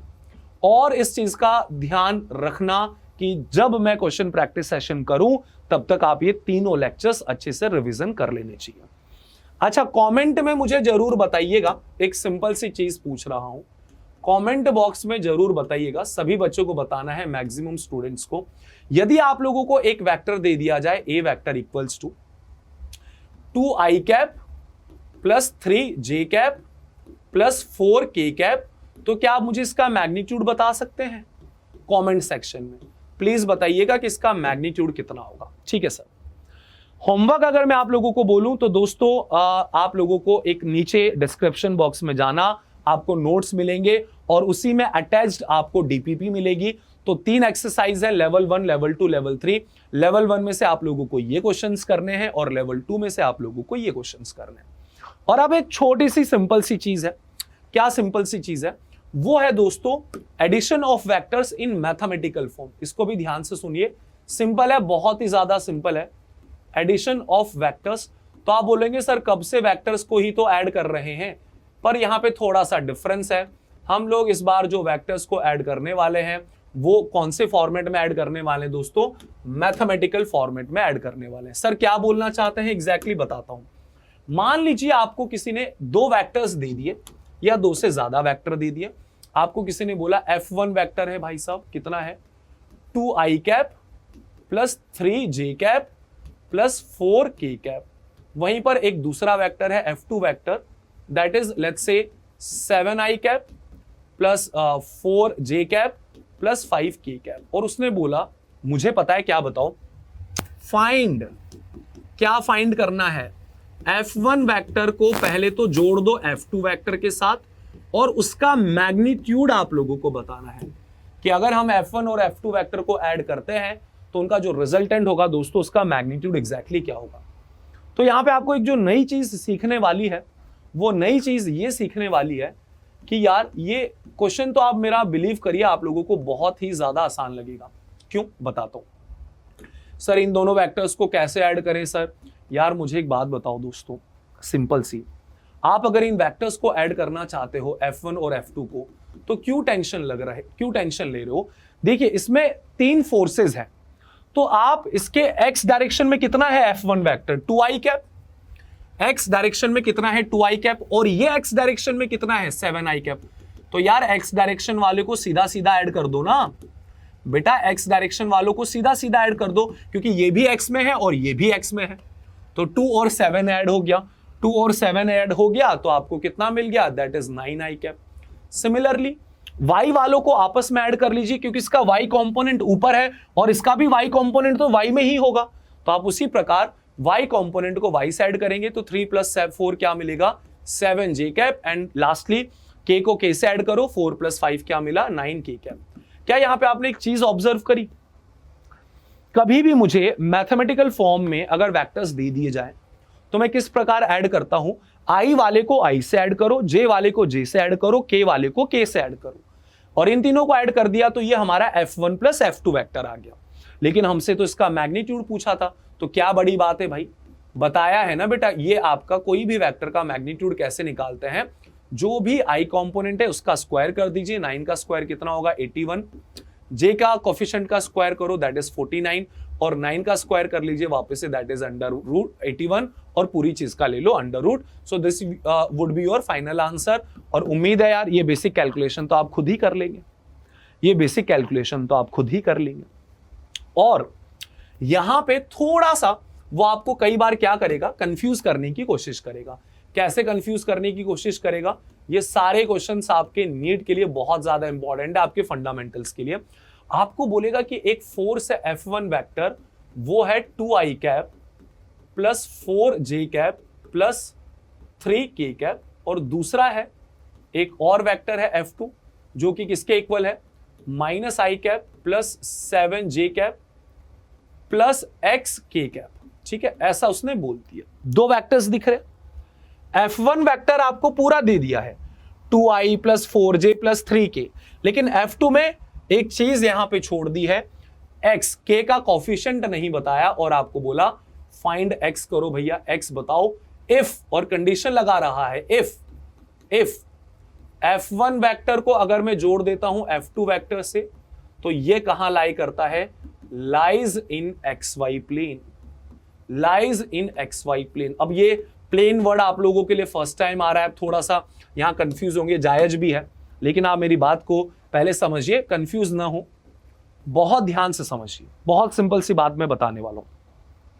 आप सबसे पहले तो एक काम करो, इनको ऐड कर दो, बिंदास ऐड कर दो इनको। अगर आप ऐड करेंगे तो ऐड करने का तरीका मैंने आपको बताया था, कैसे ऐड किया जाता है। आई को आई से ऐड करिए, आई को अगर मैं आई से ऐड करता हूं, 2 में से माइनस कर दिया 1 तो मिला आई कैप, जे को जे से 4 में 7 ऐड किया तो आपको मिलेगा 11 जे कैप, के को के से तो 3 को ऐड कर दो x के साथ, आपको मिलेगा 3 प्लस एक्स की कैप। ये मिल गया दोस्तों। अब इस चीज का क्या मतलब है, जो रिजल्टेंट है इन दोनों को ऐड करने पर वो xy प्लेन में लाई करता है, मतलब दोस्तों उसका x कंपोनेंट होगा और y कंपोनेंट होगा। इसका मतलब वो ये बोलना चाहता है इसका z कंपोनेंट 0 होगा, इसका जो z कंपोनेंट है ना बेटा वो आप लोगों का 0 हो जाएगा, क्योंकि रिजल्टेंट x और y में आना चाहिए, x और y डायरेक्शन में होना चाहिए। कुछ तो x कंपोनेंट होगा और कुछ y होगा। दैट मीन्स आप लोगों का ये जो k का कोफिशिएंट है, this has to be equal to 0, तभी तो ये गायब होगा, तभी तो हमको i और j मिलेगा। तो आप बोलेंगे सर 3 प्लस एक्स जो होना चाहिए it should be equals to 0, तो मैं x को किसके इक्वल बोल सकता हूं guys, -3, and that is the final answer. और इनफैक्ट अगर आप टोटल फोर्स लिखना चाहें तो आप F1 vector plus F2 vector कितना बोलेंगे, so that is equals to you know i cap plus 11 j cap. भाई ये तो 0 हो गया, ये चीज तो दोस्तों 0 हो गई, इसको तो भूल ही जाओ, है ना। तो XY प्लेन में लाई करने का ये मतलब है कि उसका X कंपोनेंट हो और Y कंपोनेंट हो। और दोस्तों आज के सेशन का एक आखिरी बहुत आसान छोटा सा कॉन्सेप्ट जिसे बोला जाता है subtraction of vector. Subtraction of vector, again हम किसकी बात कर रहे हैं, IJ कैप की ही हम बात कर रहे हैं। पूरा का पूरा डिस्कशन आज हमारा मैथमेटिकल फॉर्मेट में ही हो रहा है। सर कैसा, एग्जाम्पल के थ्रू ही बताऊंगा यार, बहुत ज्यादा फर्जी है। इमेजिन करिए एक वेक्टर दिया F1 vector 4i cap plus 7j cap minus 3k cap, और दूसरा एक वेक्टर दे दिया F2 वेक्टर, कितना दिया 2i cap minus 3j cap minus k cap, ऐसा बोला। और हमको क्या बोला, उन्होंने हमें बोला फाइंड करिए। क्या फाइंड करें भैया, एडिशन तो हम लोग देख ही चुके हैं, एडिशन अगर हम लोग देख चुके हैं तो उन्होंने हमें बोला आप फाइंड करिए F1 vector minus F2 vector. इन दोनों वेक्टर्स को अगर मैं सब्ट्रैक्ट कर देता हूं तो वो क्या चीज मिलेगी। ठीक है सर, कुछ नहीं करना है, फर्जीवाड़ा है भाई, कुछ भी नहीं करना है, सीधा सीधा i को i के साथ डील करो, j को j के साथ माइनस करना है तो F1 में से F2 माइनस कर दीजिए। तो यहां 4 है, मैं क्या निकालने जा रहा हूं, मैं निकालने जा रहा हूं F1 माइनस F2 वेक्टर। तो 4 में से आपने माइनस कर दिया 2, तो आप लोगों को मिलेगा 2i कैप। उसी प्रकार 7 में से माइनस करेंगे -3, देखना 7 में से माइनस करेंगे -3, सो मिलेगा j कैप। और k कैप की बात करूंगा तो -3 में से माइनस करोगे -1, -3 में से माइनस करोगे -1, तो ये आपको मिलेगा k कैप। कितना आ जाएगा दोस्तों, सो what is your F1 vector minus F2 vector, subtract करने पर ये तो है 2i कैप, j कैप में देखिए 7 माइनस और minus plus, so that is 10j cap, और माइनस और माइनस प्लस होगा, -3 + 1 आपको मिलेगा -2k cap. So this is your F1 minus F2 vector, and this is how we solve such kind of questions. Main जो हमारा discussion हुआ आज वो बेसिकली मैथमेटिकल फॉर्मेट के इर्द गिर्द हुआ है. अच्छा, मेरे पास एक बच्चे का कमेंट आया सर, और बहुत खतरनाक कमेंट आया, बोला सर नीट में सिलेक्शन चाहिए, क्या करूं? नीट में सिलेक्शन कैसे होगा? नीट में सिलेक्शन कैसे होगा? अब मैं आप लोगों को वो बात बता रहा हूं जो इंडिया का हर एक वो स्टूडेंट फॉलो करता है जो नीट या आईआईटी क्लियर करता है, और वो सिंपल सा चीज है, आपको 3 रूल्स बनाने हैं. ये 3 गोल्डन रूल्स अगर आप लोगों ने फॉलो कर लिए दोस्तों, आपका सिलेक्शन कोई नहीं रोक सकता. सबसे पहला, अगर आप पढ़ ले नीट के साथ तो जुड़ गए हो तो बहुत अच्छी बात है, बहुत ज्यादा अच्छी बात है. और अगर आप टारगेट कर रहे हैं नीट 2023 या नीट 2024, हम लोग 11वीं के स्टार्टिंग से दोस्तों, चाहे वो फिजिक्स हो या वो केमिस्ट्री हो या वो बायोलॉजी हो, सबके हर एक टॉपिक वाइज कंप्लीट कंटेंट दे रहे हैं विद स्टडी मटेरियल. तो सबसे पहला, और अगर नहीं जोड़े हो, कहीं और पढ़ रहे हो बेटा, तो आप वहां भी पढ़ सकते हो, लेकिन रूल सबके लिए सेम है. सबसे पहला, आप लोगों को लेक्चर हमेशा डेली अटेंड करना है, और कोशिश करिए कि लाइव अटेंड करें. इसका मैं रीजन बताऊंगा. जब आप लेक्चर्स को बाद में अटेंड करते हो तो उससे होता क्या है? उससे होता है कि दोस्तों बैकलॉग क्रिएट हो जाती है, और आप देखना आपके साथ ये प्रॉब्लम होगी. 11th के एंड में इतनी सारी बैकलॉग्स क्रिएट हो जाएंगी, वो एक अलग हेडेक बन जाएगी कि बैकलॉग्स को कैसे कवर करूं. लेक्चर्स लाइव अटेंड करने की कोशिश करिए, टाइमिंग्स आपको पता है. प्लस इसके साथ आप लोगों ने क्या करना है? इसके साथ आप लोगों ने वहीं पर अपने नोट्स भी मेंटेन करने हैं. नोट्स मेंटेन नहीं करोगे तो काम नहीं चल पाएगा. That is the first thing. Secondly बेटा, आपको एक अच्छा स्टडी मटेरियल चूज करना है और उसको सॉल्व करना है. अगर मैं पढ़ ले नीट में अगर बात करूं तो आपको मेरे हर एक लेक्चर में डिस्क्रिप्शन में डीपीपीज मिलेंगी, और ये कोई डीपीपीज ऐसी वैसी नहीं है दोस्तों, ये बहुत सिलेक्टेड डीपीपीज है ना, बहुत स्टैंडर्ड मटेरियल है. और तीसरा, आपको क्या करना है, जो कि मैं जल्दी आप लोगों के लिए अवेलेबल करवाऊंगा, जैसे ही आप लोगों का टेस्ट एक चैप्टर कंप्लीट होता है तो उसके ऊपर खुद से टेस्ट दे लीजिए. अगर ये 3 चीजें आप फॉलो करो, और ये आपको कंसिस्टेंटली करना है भाई, ऐसा नहीं है, कंसिस्टेंटली करोगे तो सिलेक्शन कोई नहीं रोक सकता. ठीक है, तो मिलते हैं लेक्चर नंबर 3 और वेक्टर्स खत्म करेंगे बहुत जल्दी. दैट्स इट गाइस आज के लिए. Thank you everyone, bye, take care.